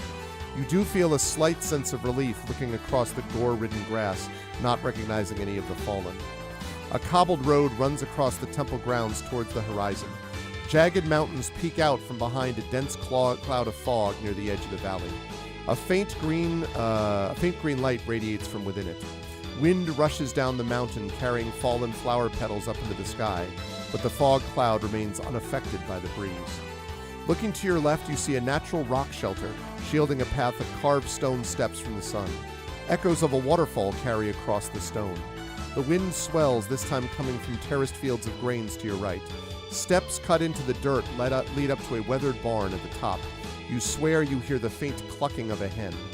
Suddenly, the temple defender charges across the temple grounds, swinging wildly at the afternoon sun. Where are you going? Come back! You watch as the construct stumbles further down the sloped path, disappearing into the rolling fog. Okay, now it says if you obtained the amulet. I don't remember hearing about an amulet. I don't remember seeing an amulet in our notes. So I don't think that we got the amulet. Isn't the holy symbol an amulet? No, it's different. No. It literally, because it has it all capitalized, like for amulet. So I don't think so. Actually, let me just double check quickly and see what it says under amulet, but I don't think so. Yeah, no, hanging around your neck. Blah blah blah. No, it's not. Okay, right. Okay, so our choices are, chat. We can either wonder if there's anything useful in the rubble.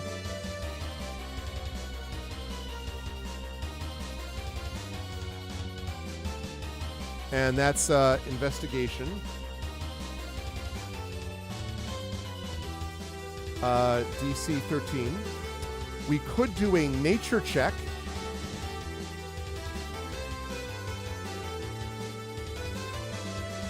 Which is to notice the lovely flowers. And that is nature, DC 13, question mark. We could look around. Whoops. Look around before making any decisions. And that's perception. DC 13. Or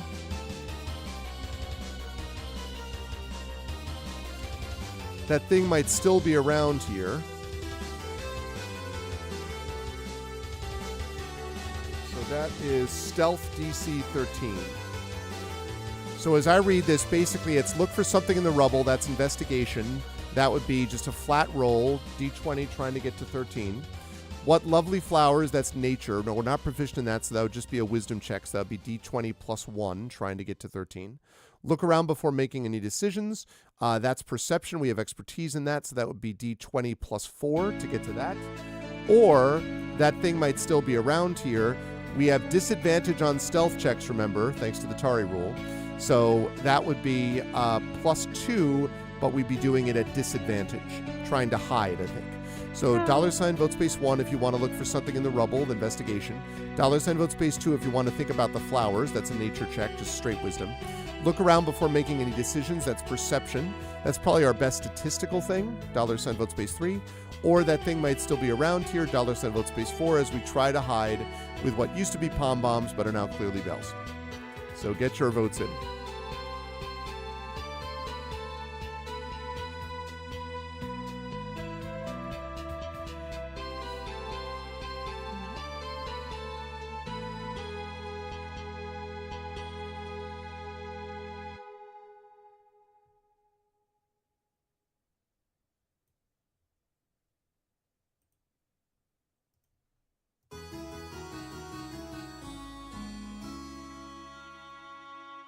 That was the game over music.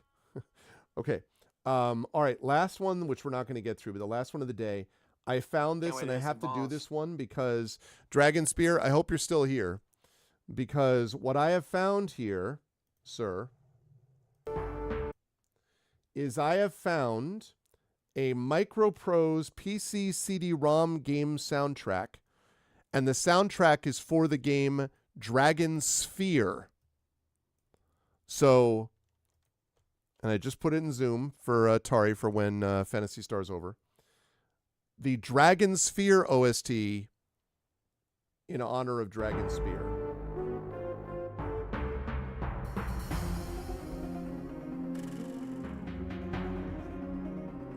We got some MIDI going on here.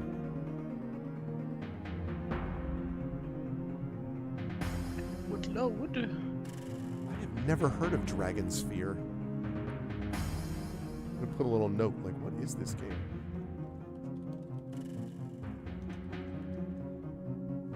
It's the Dragon Sphere soundtrack. It's an old point-and-click adventure game? Is it really? I've never heard of it.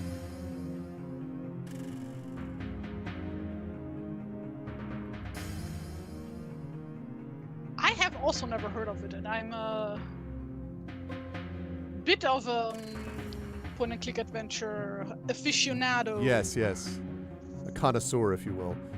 Yes. But, Dragon Sphere, Travel to a Land of the Fantastic, Microprose. 1994 MS-DOS adventure game. Never heard of that. Wild. Well, you see, MS-DOS is an old operating Yes, thank you. I know nothing of it. You confront the sorcerer. What is this? I'm going to have to look this up. This is very cool. I don't know anything about it. You've heard of this, Big Boss? It's a cult classic. Never heard of it. All right, chat. We are tied up at the moment. 1 vote each for wonder if there's anything useful in the rubble investigation or look around before making any decisions. Perception. So we need another vote to break this tie. $sign vote space 1 for investigation, 2 for perception.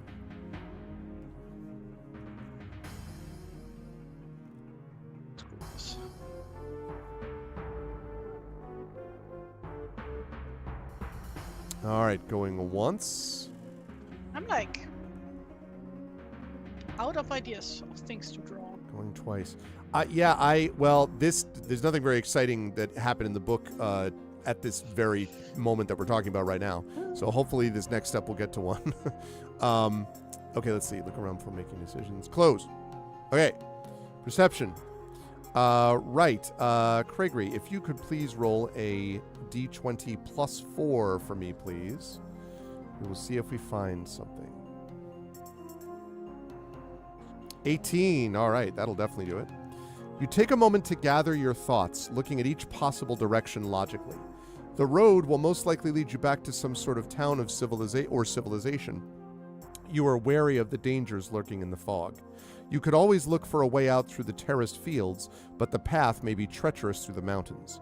The rock shelf looks like the safest choice, but does not seem to lead too far from the temple grounds. You cannot help but think of your friends. I hope Lord Barrett and the others have made it out all right. Okay, so again, road back to town or civilization, but it leads through the fog, which might be dangerous. The terraced fields are possible, but then you'd have to go through the mountains, and that might also be dangerous. Or you could go to, the terraced fields.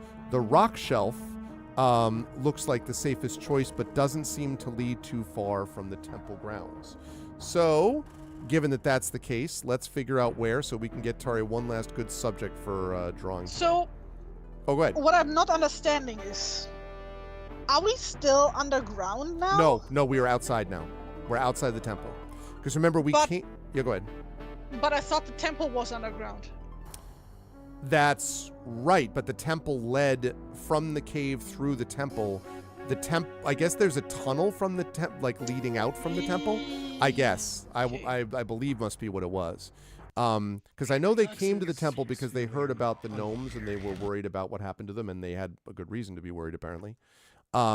And so instead of being in the Underdark, this was just a regular dungeon. I guess, and I guess we got thrown into a cave after we were knocked out, trying to fight for these people. Is my guess. So, all right, 1 second while I get through these stupid ads. Okay. It's giving Mithraeum. If you know what that is. Say that again. It's giving Mithraeum. I don't know how it's pronounced in English. Mithraeum, I guess. Mithraeum. I don't know that I know the reference. It's used to be like a secret cult, a secret religion back during the late ancient period. Really? And we know very little about it, except for that we find these temples everywhere. Oh wow! In the what used to be the Roman Empire, and they are always underground. Interesting. Yeah. I had not heard that before. That's very cool. It's like actually my main takeaway when I watched Blade 2 was Blade that like 2? Blade 2, if y'all remember that movie. Yeah. Is that there is like this whole scene where they're underground in like a sewer, where they're having this like extended fight scene. Okay. What like really struck me is that there is a Mithras mural on the wall of the Interesting. sewer, which makes no sense because the Romans never made it to Prague, where the movie takes place. You would that seems like the kind of thing I would see like in an Assassin's Creed game that would like and be like, oh, this must be something, and it's like it knows just enough about history to be dangerous, like it's like it's that also existed, never but- addressed. Like I of just course. noticed this as part of the set That's funny. But yeah, that was the main thing that struck me with that movie. That really out of place Mithras mural Interesting. in the middle of a sewer. Oh, that's funny. That is funny. So you're saying it's not pragmatic. Big boss, I see what you did there. Okay, so chat. $sign vote space 1 means we walk along the cobbled road that is bringing us into the fog. $sign vote space 2 means we follow the rock shelter to the waterfall. The rock shelf, I think is what they mean, not the rock shelter. Editors, people, please. And then 3, take the worn mountain footpath towards the fields. And that's the one that might be dangerous because it's in the mountains, but it's not through the fog. So $sign vote space 1, cobbled road. 2, rock shelf to the waterfall. 3, take the worn mountain footpath towards the fields. Please get your votes in. Mithraism was a secretive Roman mystery religion centered on the god Mithras, popular from the first.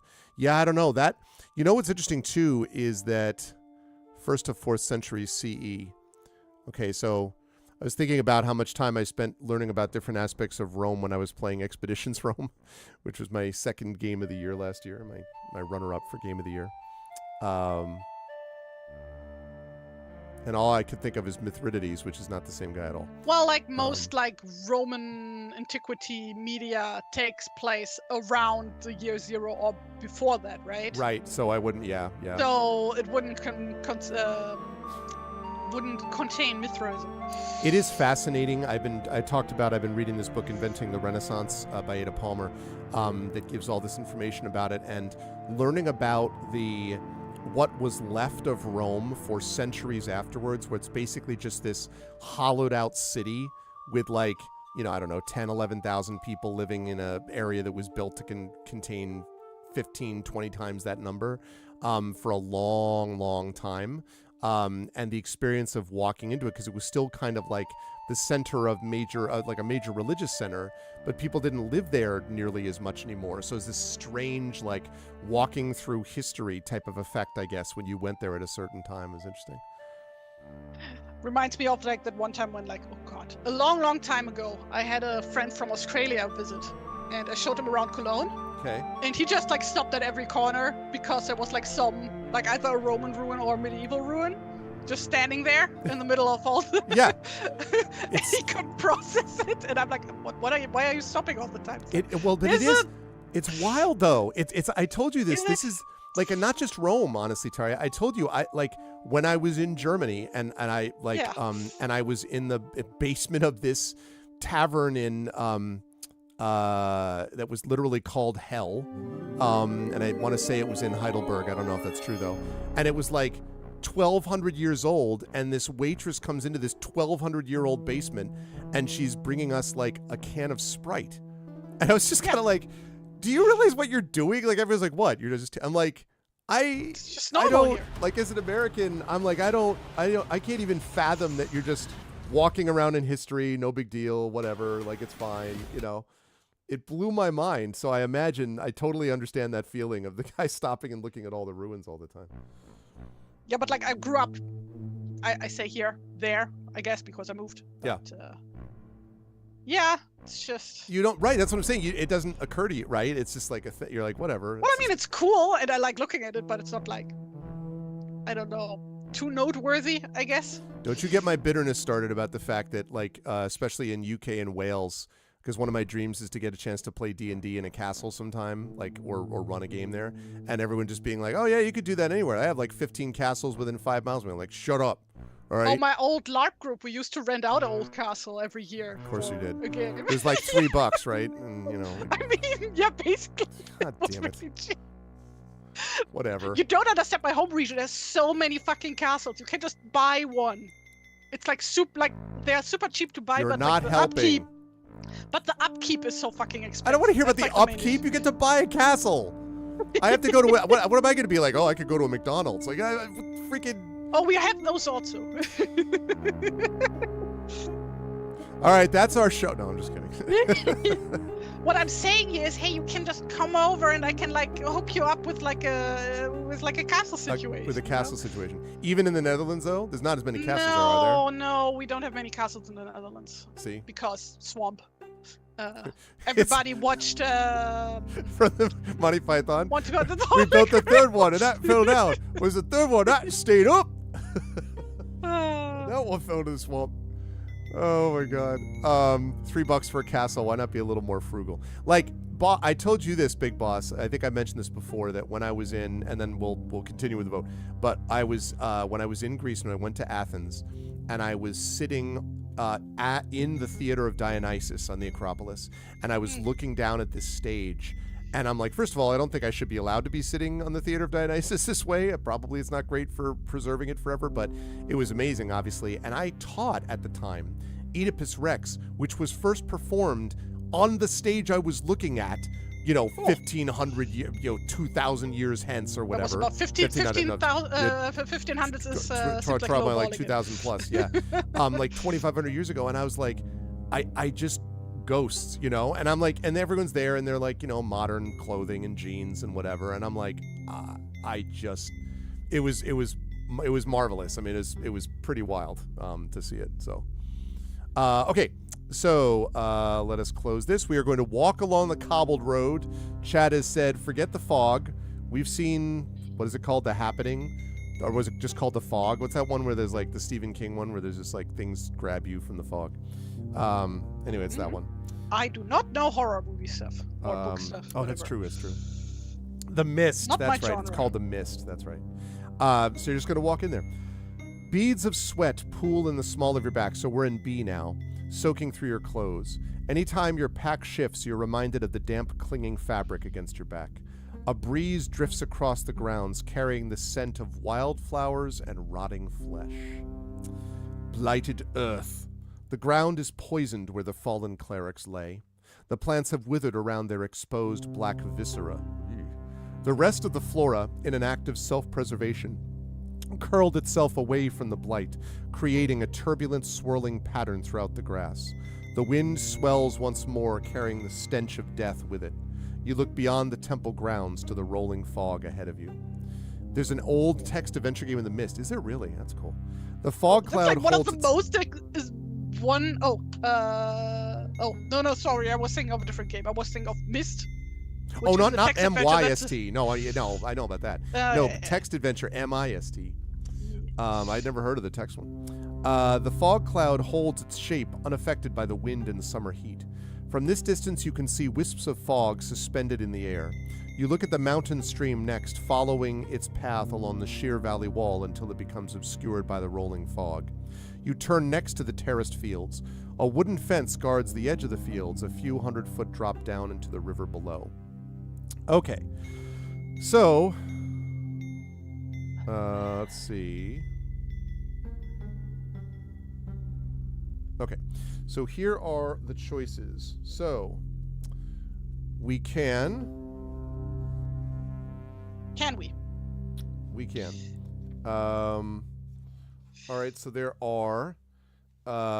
we can gather equipment from the clerics.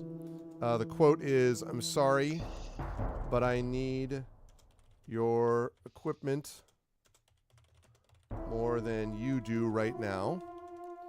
That is investigation. PC 13. We can do a medicine check. to see what kind of wounds the creature could inflict. And that's medicine, DC 13, which would be wisdom in our case. It's also not what sortie. There we go. Okay. I should make sure I'm alone. Which is perception. DC 13. Somebody's watching me, and I got no privacy. Whoa. All right, I'm sure Tari knows that song. Yes, I do. Stealth, DC 13. Or survival, or let's see.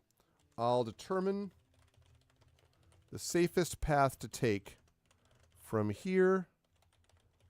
That's survival. DC 13. All right, so a lot of choices. Now, the equipment, more than you do, investigation DC 13, that's a flat D20 roll trying to get 13. We don't have medicine proficient, but we can just do a wisdom check, so that'd be +1. DC 20 +1, trying to get to 13. I should make sure I'm alone. Perception is a +4 for us, so that's D20 +4, trying to get to a 13. I should make sure I'm alone. I feel like something's watching right now. That is a stealth check. Again, that would be D20 +2. However, we would have to do it at disadvantage because jingle, jingle bells. And last of all, I'll determine the safest path to take from here is survival. We don't have the benefit of proficiency in that, so that would just be wisdom, which would again be +1 trying to get to 13. So $ vote space 1, equipment, that's a flat investigation roll, 20 trying to get to 13. What sort of wounds can the creatures inflict? That's medicine, that's +1 trying to get to 13. Perception is +4 trying to get to 13. Stealth is +2, but it's a disadvantage. And then determining the safest path to take from here is also wisdom, that's +1, trying to get to 13. So get your votes in now, chat. Somebody's watching me and I got no privacy should be the theme song to the internet in 2026. Yeah, it's true. True enough, Big Boss. Yeah. My God, it's Google. The boyfriend and I were watching the new Pokemon season earlier. Oh, yeah? And like the episode we watched basically just had one of the gym leaders just giving her complete access to all of the security cameras across town so that she could, make killer content to post online. Wow. Yeah, they didn't really explore that or question. What do you mean? Pokemon is famous for its deep exploration of themes that it brings up. Yeah. Did someone at least go, give me that, I'm Team Rocket? Was there any... Oh, no, Team Rocket isn't in the series. What? Team Rocket is not in Pokemon?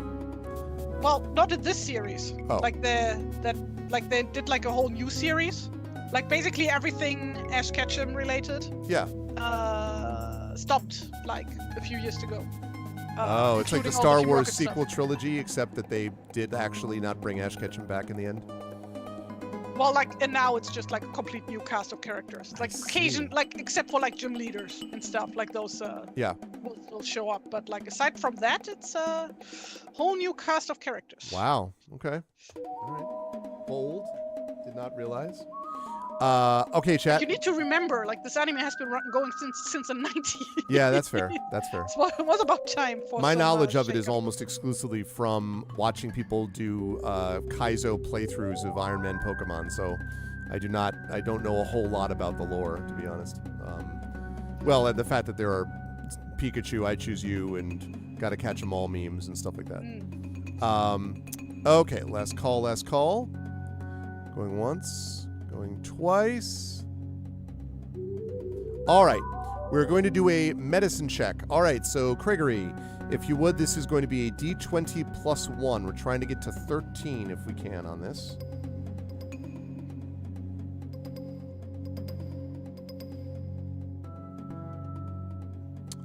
All right. Oh, we got an 18.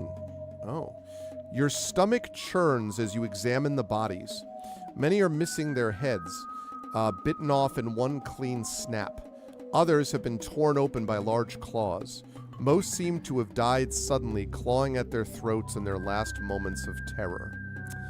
Okay, well, I guess we know that it wasn't internal injuries then. Some big beast that tears things to shreds. Okay. So. Alright, so if we turn back here. Is the beast single? Or is the beast signal? Maybe the beast also, maybe it's misunderstood. We don't really know. Okay. Right, so here are the options, chat. Equipment, perception, stealth, or well, actually, does it even give me that choice? Turn to the temple. Yeah, I could. So, stream, grounds, or fog. Okay. Walk towards the stream.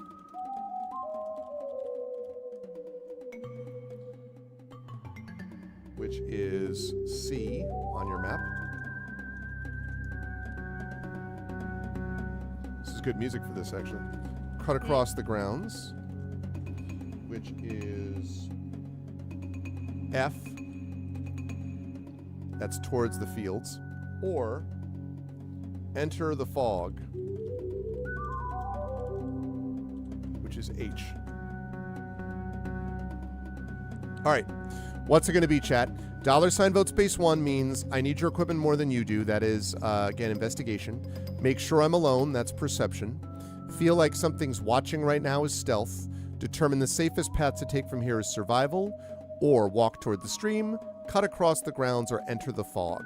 So $ vote space 1 for equipment, 2 for checking if you're alone, 3 for if you're watching, do the stealth check, 4 determine the safest path to take from here, 5 walk towards the stream, 6 cut across the grounds, 7 enter the fog.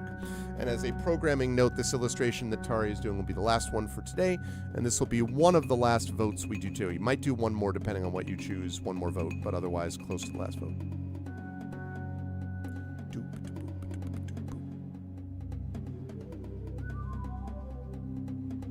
Kind of digging this music. I need to look up this game. Hey, what's up, Tilted? Clearing weeds outside. Oh, what a delight. We'll be lurking. Well, it's good to see you, man. I hope all's well. You all should be following Tilted. He is doing an entertaining Fire Emblem playthrough and also plays D&D with us. Is going to be playing with us tomorrow night, and also Curse of Strahd as well. Right, Craigery? I was thinking. Okay, last call. I do need someone to break this tie.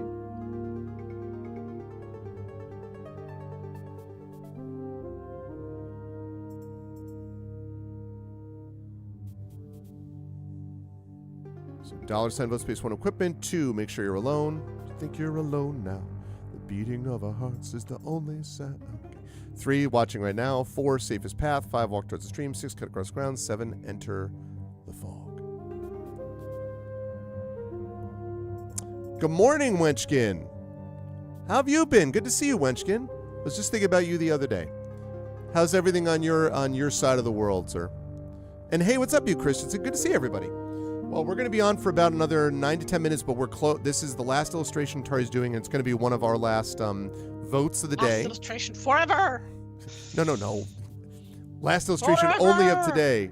Tari, of course, has thousands more illustrations in her future, but forever.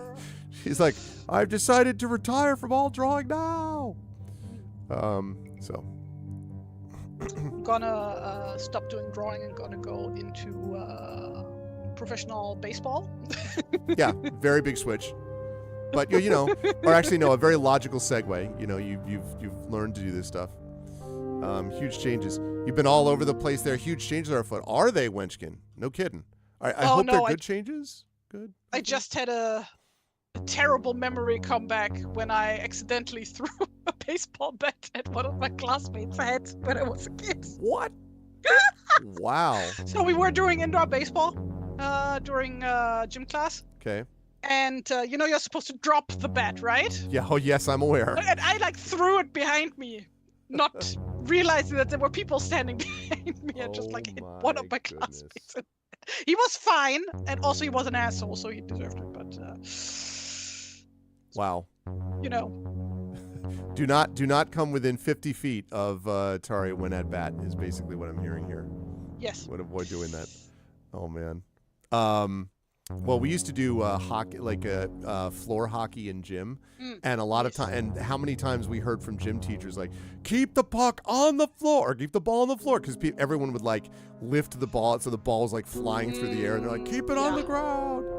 So, selling your house, moving to the other side of the country, going to a small outback town of 200 people. Holy crap, that is big! Wow, huge changes is right. Are you looking forward? A small house. A small house. Well, A no, small town. small outback town. Yeah, it's a massive house, right? It's like the whole. How Wenchkin, are you looking forward to it, or like what are your feelings about it, man? Gonna finally start that heraldry podcast. Big Boss says exactly. Yeah. And it's got like a listenership of 5, but they're the most dedicated 5 people of all time. I tell you, if I would do that, I would easily have like 10 listeners. Double that number. There are dozens of us. Dozens. You get it. That's funny.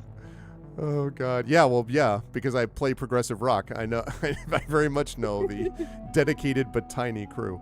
Okay. I've determined the safest plan. Gregory, we're looking at a D20 plus 1. If you could roll that, please. That's what survival will be. And we're looking for. Actually, wait. You can reroll. You're going to reroll that in a second. Because I want to double check because I all of a sudden don't remember if survival is based off wisdom or off of con. That is wisdom. I was right. All right. Well, then, never mind. So, let's see. Looking from the stream to the terraced fields, you feel that following the cobble road would be your best chance of escape. So, the survival claim goes. All right. So, chat, now the question is, which way do we go? So, do we walk toward the stream? That would bring us to letter C on your map. Do we cut across the grounds? That would lead us to F on our map. Or do we enter the fog, which is H?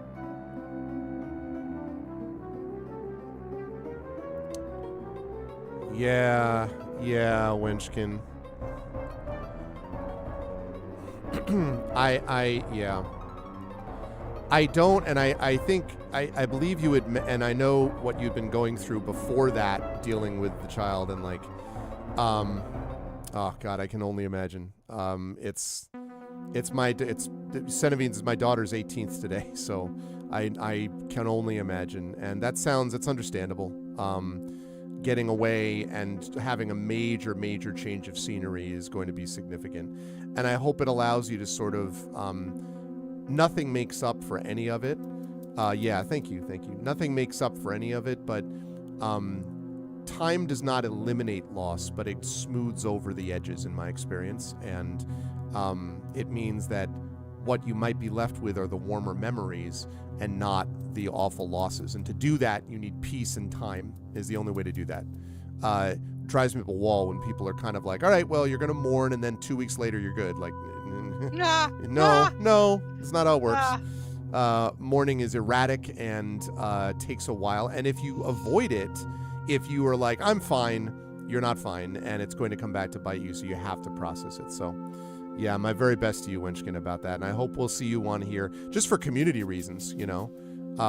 So, yeah. Okay, where was I? Yes, we were going to do this. All right, chat, this will be our last vote of the day. We walk towards the stream, we cut across the grounds, or we enter the fog. You just held it in most of last year, and that didn't work out well. Yeah, that's because what happens is, so chat, so I can have you folks voting while we chat. $sign vote space 1, walk towards the stream. $sign vote space 2 is cut across the grounds. Thank you, Effect Life. I will pass that along. $sign vote space 3, enter the fog. And Effect Life has met Little Arv, actually. Yeah, she's 18 today. Yeah, the whole thing about holding it in. You say Little Arv, but she's like actually really tall. When I first named her, she was 4. I mean, you know, on stream, I mean. I was referring to her when she was 4, but yeah, she's 18 now. She's about 5'7", 5'6", 5'7". She's right around there, and I think she's my son, you know, is gonna pass her because he's like zooping up fast. But But yeah. Like, she's like almost my height, right? No, she's not as tall as you. No, you're taller than she is. No, well, but she's not much shorter than me. How tall are you? Almost 180, so that's like 5'10", 5'11". No, she's a few inches shorter than you. I mean, she might get another inch or two, but not a lot more. I think she's, pretty much going to end up where she's at now, which bothers her because she was like, she thought that she was going to get my genes, because I'm, as you know, like 6'2.5", and my son, I think, is going to get those, but she's going to be more like my wife, who's 5'7", basically 5'6.5". So. Well, she should be glad, because buying clothes at the size is not fun. Yes, exactly. That I have literally told her that. Yes, that's true. Yeah, 18 today. But Craig, the thing I wanted to say, Wenchkin, was when you try to hold that stuff down, the deal is you'll be surrounded by vineyards. That's awesome. Like, no, I know. I've talked about her mainstream too. Being tall sucks. It doesn't have to excel. I kind of like being tall, to be honest. It sucks well, it when has you're like some good things, some bad things, Because bottom cabinets suck excel, but top cabinets are your grounds. Like, that's right. The problem is when you're too tall. Like the basketball player, I would not want to be like 6'9". These guys who have to like duck into, like, bang their heads against walls all the time, ceilings all the time, and everything. I'm not about that life. I like being tall, but not too tall. Oh, you mean like my brothers? Right? Yeah. How your like, brother? Yeah. Mid 6 feet, about right? 2 meters each. So I don't know how much that is. So like Craigery is 6'5". See, so that's what I'm talking about. See, so Craigery's got 3 inches on me. I'm about right at 6'3", like right under 6'3". So basically got 2 inches on me. But the thing I wanted to say, Winchkin, is that, as you know, like when you're holding it down, it comes out somewhere. It's like making a peanut butter and jam sandwich or something, and then pushing down on the bread. The peanut butter and jam doesn't just stay there, it squeezes out of the edges, right? Like, and that's what happens emotionally, is this stuff comes out. You need to process it. And you can, like, human beings are resilient, they can process it, but they need to have the time to do it. And the understanding of accepting it instead of doing what too many men, frankly, have done for much of their lives, leading up to really, I mean, I don't want to say it, like, we're not even over it now. I was about, yeah, not even now. Still but at least there's less of a stigma than there was. But there's still, I've cried multiple times on stream. I have cried in front of my kids multiple times because I'm a human being, and sometimes things are sad, and sometimes you cry because things are really happy. Like and the idea that you want to avoid that out of nonsense machismo is horrifically destructive. And currently, the political situation we're in is partly related to exactly that. It's related to an unwillingness for men in particular to deal with and express emotions, and an unwillingness for people around them to allow them and give them time to process emotions, instead of being like Josh Allen, the quarterback for the Bills, cries after the game because he felt like it was on him and that he lost it, right? Do you know there were people that were actually like, that guy's being soft? Are you joking me? You're being soft because he feels like he let his team down? Get the frick out of here, man. Like, that is so destructive and nonsensical and dangerous for us. We have to be better about expressing emotions and about calling it out. I'm sending this out to all of you. This is I'm preaching to the choir. But all the men that are watching this right now, all of you who identify as men in this chat, it is up to us that when we see people doing that to friends of ours, like sort of like, oh, come on, man, what did you, don't cry. Don't do that. You got to call them out and be like, it's perfectly fine for them to cry. You're the problem. Back off. I mean, the only emotion men are allowed to express is, well, like, of course, but the only emotion that men are allowed to express that seems legitimate is anger. And that's gotten us to where we are, instead of sadness, love, care, compassion, kindness, etc. To be sarcastic all the time because can't show emotions. Exactly. Oh, God, I hate that so much. Yeah, the cynical, I'm cooler than you bullshit. I'm so happy that Gen Z and Gen Alpha, by studies, are like, have rejected wildly this sort of cynical stuff. Like, thank God. Jesus, is that destructive. Okay. So we are going to walk towards the stream. I'm going to read this, and then this will be it. We're not going to do any vote for this. A waterfall cuts through the mountain ridge, cascading down into the stream below. The only crossing, an old wooden bridge, has collapsed. Jagged moss-covered stones fill the stream bed, making any attempt to cross a treacherous endeavor. The bridge had been carved from a contorted white-barked tree. Budding twigs of yellow leaves have sprung from its crumbling stone foundation. On the other side of the stream is a winding, narrow path climbing up the valley wall towards a cavern entrance at the top. You can faintly hear the sound of a hammer striking metal over the burbling stream, which seems to originate from somewhere inside the cave. So when we next start, chat, we will be climbing, figuring out how to get across the bridge and find out what mystery awaits us. Our save point is going to be 3C, and we are in the final act.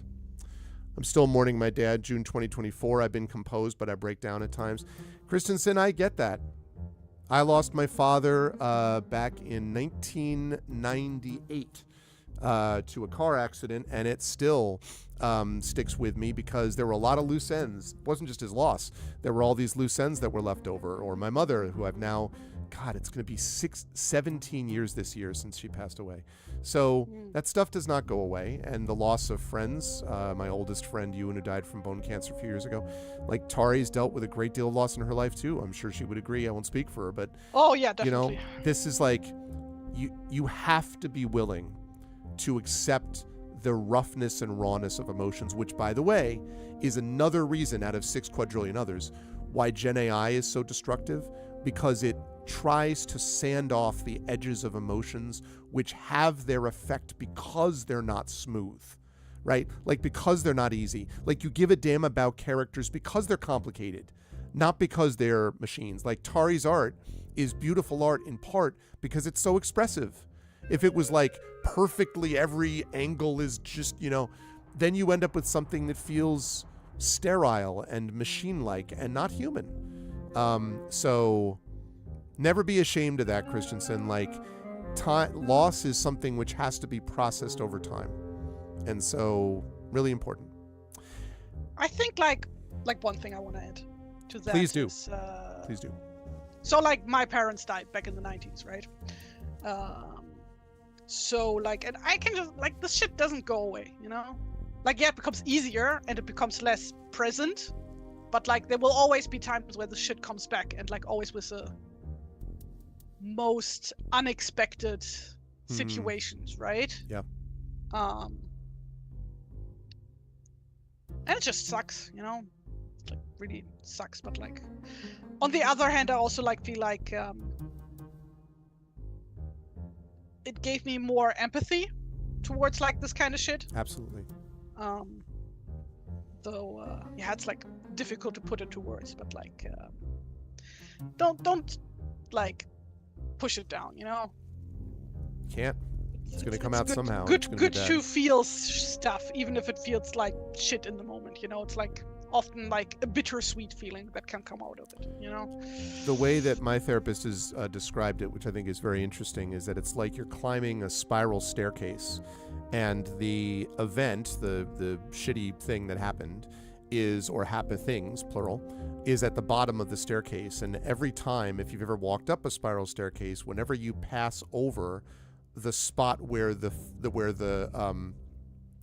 chest was found, every time you pass over it, you feel it, but you feel it less because you're farther away from it.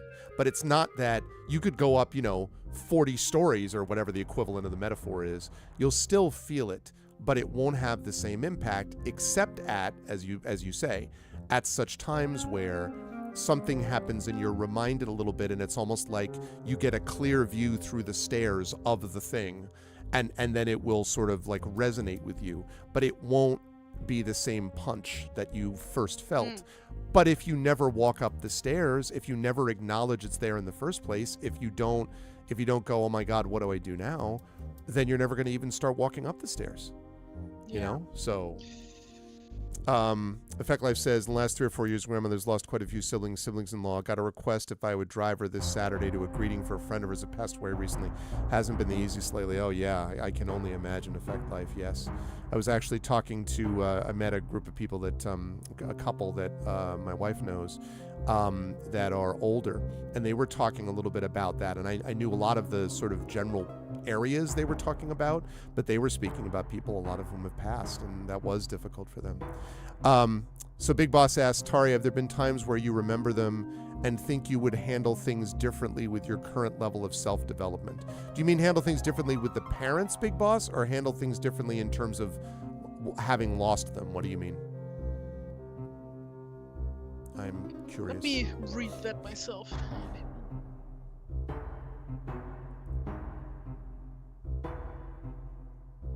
Well, I mean, I was a little child back then, so...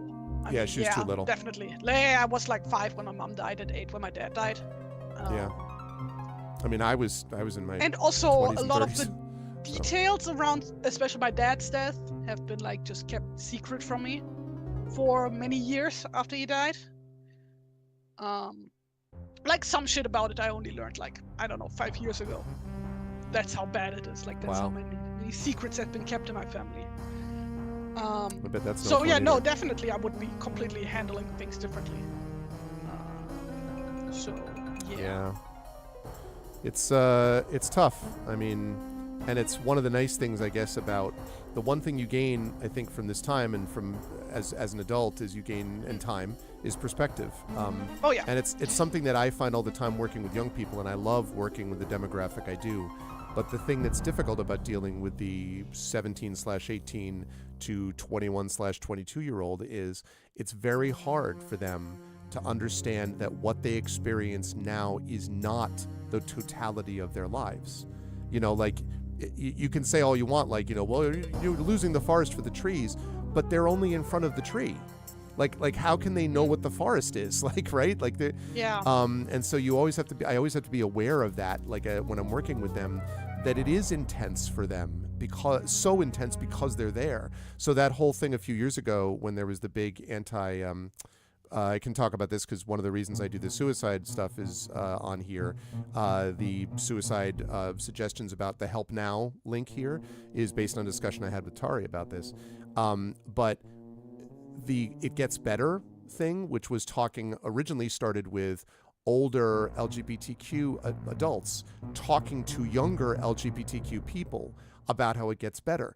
They've got to know that, because otherwise you can't just be like, I'm telling you it's different, because they'll be like, I'm telling you I'm sitting in darkness, you know? So you've got to figure out how to get them past that stage. And one way to do it is to say, almost as a bridge, I've been there, and I promise you can get to the other side of it.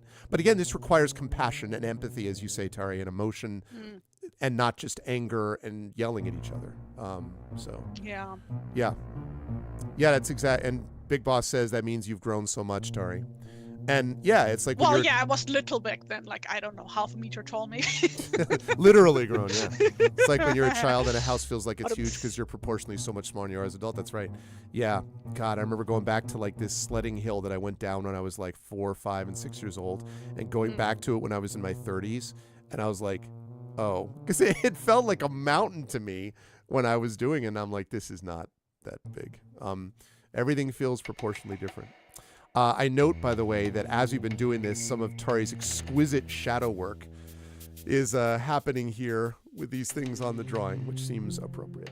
All right, well. Yeah, like accidentally made this like really hopeful picture. Like I love it. I really do. I think it like really, really fits accidentally the vibe, and I'm I love that vibe. That actually, Tari, no joke, is that's a blow-upable, expandable, you know, full-size paintingable.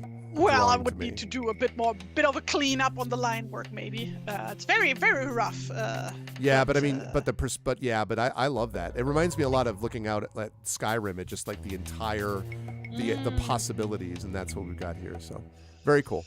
Well, Tari, shall we go over? 3 possibilities, either it's a mist or... That's right.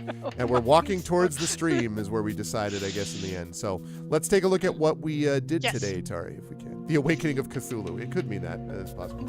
It could be.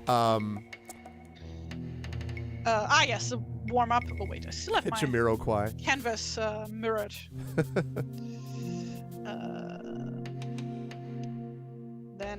Yes, the holy symbol. The holy symbol of Ifanti, which we have no idea if it's right, but we still don't have. We still don't know because we don't have a description. I decided now this is the correct canon. design. No, now it's canon. Yes. I mean, like I don't. That should be the pic you use as a still for your heraldry podcast. The other one, not that one. The other one, the later one. This one. No, that one. Is that the pic, Big Boss? Which pic? But yeah, I just really enjoy drawing items and stuff like that. Like years ago, I helped out as an artist on this like really small point-and-click adventure project. With you told me that. Yeah. I remember that. Yeah. And I also drew all the items for all the item puzzles for that, or most of the items anyway. Yeah. It was so much fun. And then our toilet spider. Oh my god. That it almost looks vaguely like a mantis there, except for all the legs, but it's got because of the legs going up instead of down, I guess. The nope first of all, it's very good, but the nope makes it again great shot. I'm like, nope. Thank you. Yeah, I've been like really trying with this book to like practice my black and white ink styling, like not relying on colors or but it's funny shading because I've always thought your work with shadows though is among the most striking, like as a general trend in your work. Like I've always thought that creates like, can be ominous, it could be whatever, but it just adds this sense of actual realism, in the way that you do the shadows. So thank you. Anyway. But yeah, like been trying to just use pure black and pure white. Yeah. That's cool. As you know, because like I largely use these streams just like to get out of my comfort zone and try new things. Yep. Like, drawing robots. What, you mean latrine robots are not your comfort zone? No. But yeah, and like the very rare landscape drawing. Look at that. But yeah, here I was like again like inspired by the Mithraiums. Mithraiums? I don't know how to say it in English. With like where you have like these classic Roman style. Yeah. Or set into a mountainside. Sometimes. Super cool. Yeah. I really like that drawing as a kind of example, and that's a good example. That's a good way to think about it for Act 3, because that's what we're doing. Is trying to get out of this area and figure out how to get back home. To get out of a comfort zone, you have to get into it. Well, that's fair. The comfort with Tari's other excellent work is there too. So this was great, Tari, as always. Wonderful work. Any last things you want to mention before I have you sign off for the day, and where will the fine folks see you and all that kind of good stuff?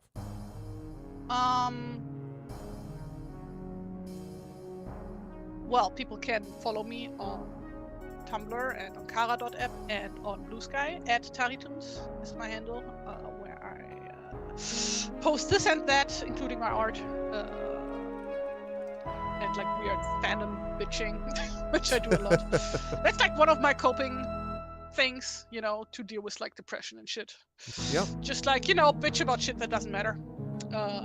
Because what are gonna people do? Sue me over having opinions about video games? Exactly.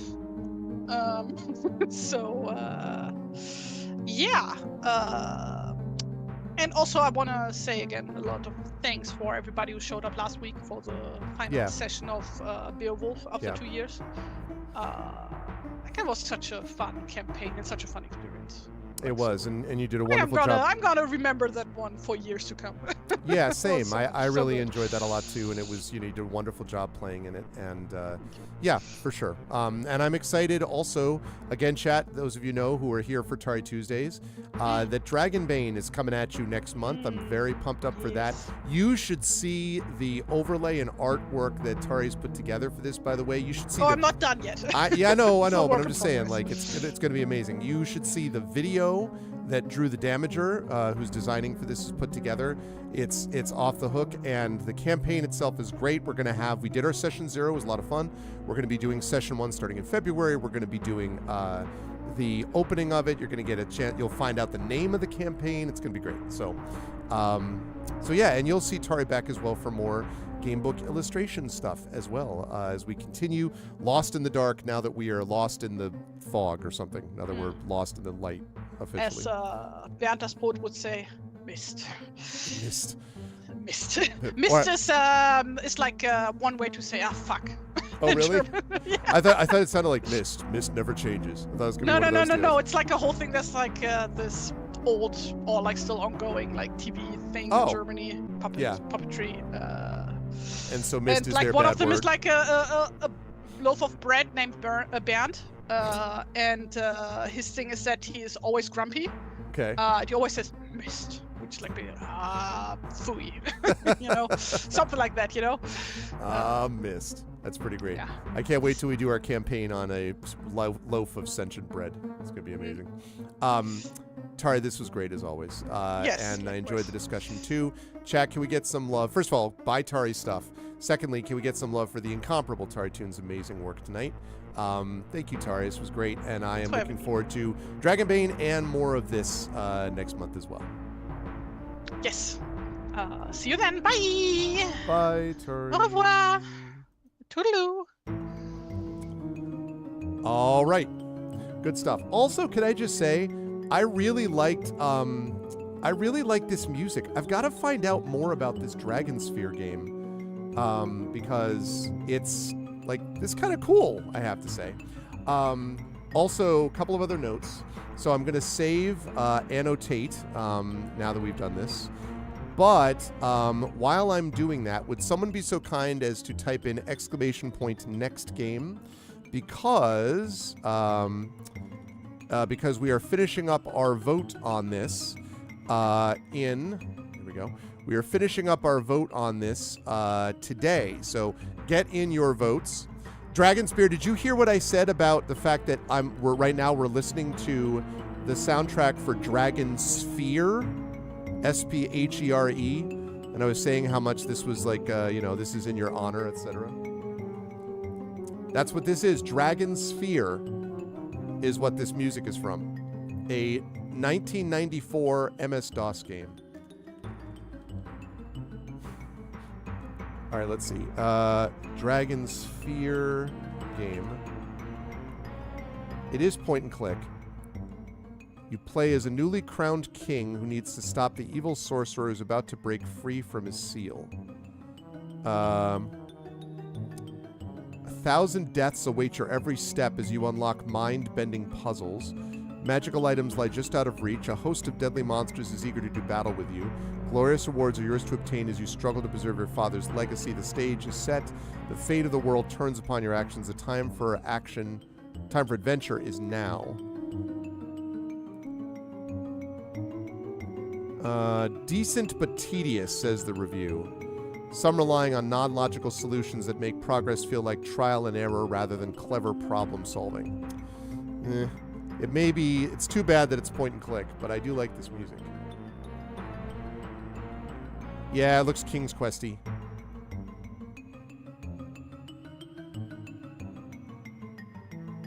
Interesting one.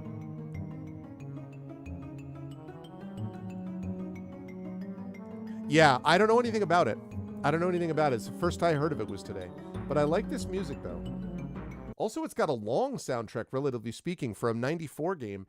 Hour and 25 minutes is a decent-sized soundtrack for a PC game in the mid-90s. Decent but tedious is also a really good description of the internet in 2026. Yeah, you got that right. So, all right, let's see what we've got here today. Thanks, everyone, for the good turnout today. It was good to see everybody. And I appreciated everyone, as always, keeping it real, but keeping it supportive and community-based in here with a difficult discussion.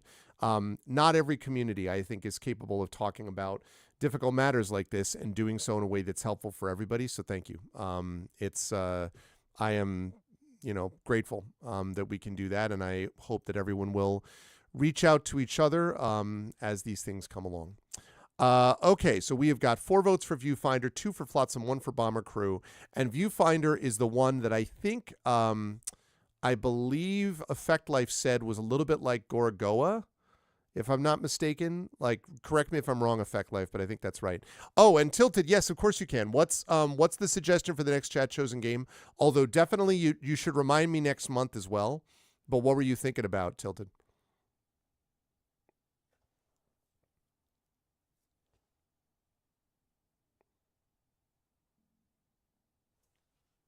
Okay, last chance to vote here on this. Last chance. 2 games after each other, going once. Going twice. Okay. Viewfinder is the winner. Viewfinder is the winner. So that is what we will be playing next week. Stardew Valley No Time Limit Edition. That's not. No, I was asking Tilted. You and I have talked about the No Time Limit Edition thing. Fretless will be up your alley. I suggested to Eric a while back. Fretless. I don't think I know that one. Tilted. Is Viewfinder, by the way, available on GOG? I wonder.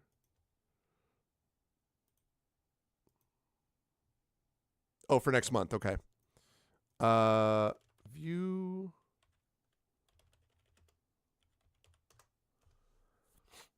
It is. Huzzah. Okay. So I will. Okay. Get code for Viewfinder. Great. Maybe on GOG as well. Okay. Let me just check this quickly on Fretless. Do I get to play a fretless bass? Can I be Tony Levin?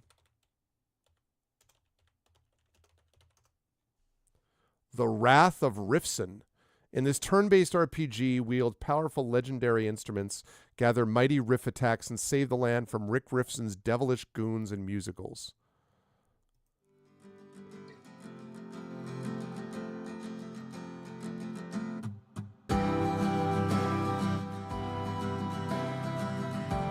Fretless will make you feel like a rock god.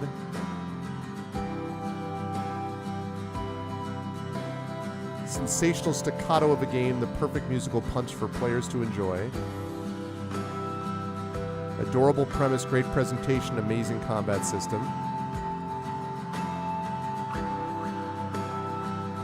Passion project turned into a downright fun experience.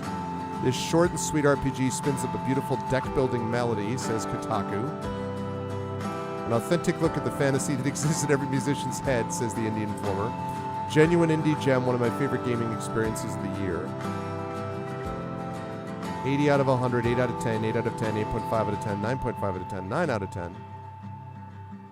Okay. Very cool. Rhythm-based RPG. That's cool.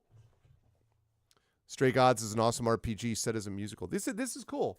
Yeah, I will definitely, I'll try to remember but to sort of put it on there, but if you're around Tilted, or you can let somebody know, sometimes people are willing to put in for someone else a nomination for next month. I'd be interested in checking that out.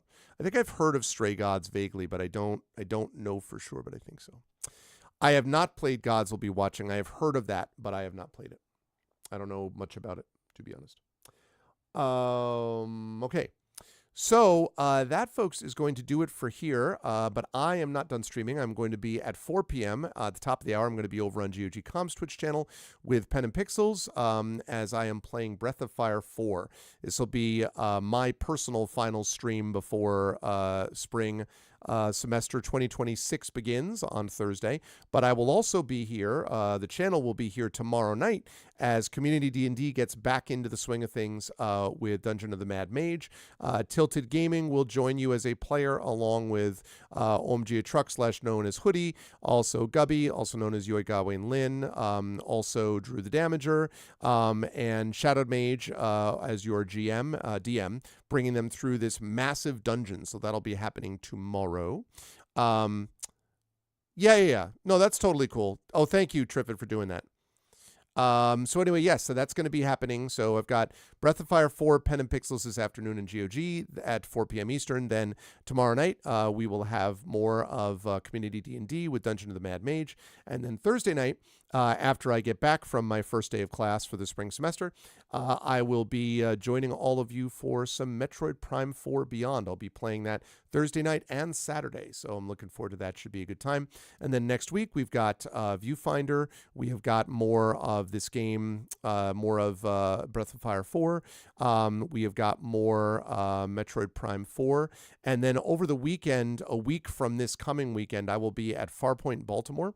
And I will be streaming I'll be streaming remotely from these lovely folks down there. I'll be streaming remotely and playing two things, actually. Actually, no, I take that back. This coming Sunday, I will have By the Dice Roll. I need to remember that. That's going to be happening. But then also the following Sunday, the following Saturday, I should say, I will be streaming remotely from Baltimore, from the hotel where Farpoint is taking place, and we will be doing more of Eberron, Oracle of War, as that campaign has gotten super intense. So it's going to be good times. If you liked what you saw and heard today, I hope you will follow the channel. I hope you will check out our YouTube. Thanks for those of you who are watching and following over there. ! ArvTube. Please subscribe to us over there. We're at a new record level of subscribers, so would love to see you people join us. It's free for you to do that, but really helps. Also, the Discord is free to join, and you can hang out with the Arvanauts in between streams. That's ! Arvcord. And the website for this, Blue Sky, sorry, ! Arvsky. Please follow me over there. Website for this, arvaneleron.com. Financially, ! Arv Shop is my merchandise area, where you can get cool swag for yourself and stuff to support the channel. Patreon is ! Arvtreon right there. We're really trying to build that back up into triple digits, so please consider supporting us there if you can. You can get cool stuff for yourself and also cool stuff for the channel, so please do that. ! Arvtreon for that. Subbing to the channel gives you those custom sub badges and emotes to use here, there, and everywhere across Twitch, so please consider doing that. That would be lovely. On the publishing front, ! Icarus, my graphic novel from Mathis Arts. ! Library is my Tales and Tomes from 5e Adventure and Sourcebook from Alligator Alley Entertainment. Sold out in print. It is available still digitally through DriveThruRPG, and we're looking to get a second printing hopefully up soon. But before we do that, we need to get Greyshade out. And speaking of that, ! Greyshade. That's my Greyshade IP, Greyshade Renegade Heretic, the Grey Assassin Trilogy, available at that link. You can, from Mathis Arts, you can also get the audiobooks of Greyshade and Renegade from our very own Trent Sparks. Heretic is coming soon, within the next probably 4 to 5 weeks. Will be the final audiobook released in that trilogy. Again, Trent did an amazing job on these, so I highly recommend that. You can also, at that ! Greyshade link, pre-order the tabletop role-playing game of Greyshade, coming to you from the aforementioned Alligator Alley Entertainment and designed by our very own Brandon O'Brien, The Rising Tides. So I hope you will consider jumping on board and pre-ordering that. That is going to be awesome and amazing too. Can't wait for you all to see that game. He did a great job of that too. And as always, ! BLM, Black Lives Matter. Important to affirm and assert the significance and importance of Black lives. ! Help Now, the World Health Organization page on suicide prevention. Important to reach out to others when you need help and reach out to others when they need help as well. And ! Ukraine, Ukraine, to help the people of Ukraine as they fight back against an illegal and illegitimate war with bravery and courage. And send the message we'll do so for others in that situation in the future. My thoughts continue to be with the people of Minneapolis, in particular, Minnesota more generally, as they fight back against federal occupation. And hopefully that will come to an end soon. In the meantime, we are very grateful for the work that we see coming out of it, and much love to the people of Minneapolis right now. Thanks to everyone who was here today. Thank you to my wonderful mods, Dragon Spear, Hillness, Feel Better Hillness, Triffity Mats, the best in the business. Thank you to all of them. Thank you to my Patreon supporters and subscribers, Dragon, Hillness, Triffid, Effect Life, Nonstop, Tilted Gaming, Imaginary Exponent. Thank you to all. Good to see you again, Wenchkin. Thank you, and please hang in there, and best of luck for some peace with all of this and with the changes. I'm really glad that you're doing something that will be helpful to you in providing that peace. Thank you to my wonderful viewers. Thank you to Big Boss. Is always a pleasure. Always a pleasure to have Craigery with us. Always a pleasure to have Darth Sisu with us, and of course Eric and Excel naturally, and Jagtris. Of course, you Christensen, as always, Valerian Gamer, and of course again Wenchkin. Thank you all for being here. This was lovely. I enjoyed this a lot today. A special thanks today to my friend TariToons for her amazing work in the illustrations as always. Next Tuesday, Patreon Fueled Chat Chosen Game of the Month. In a little bit, top of the hour, 4 p.m. Eastern, GOG.com, playing some more Breath of Fire 4. And then Wednesday night, Community D&D. And Thursday night, we continue with Metroid Prime 4 Beyond. Very excited for that too. More of the Gamebook illustration stream coming, of course, next month. That's it for now. I'll see you folks over at GOG in a little bit. Until then, as I always say, everyone, please be good to each other. Much love and have a good day.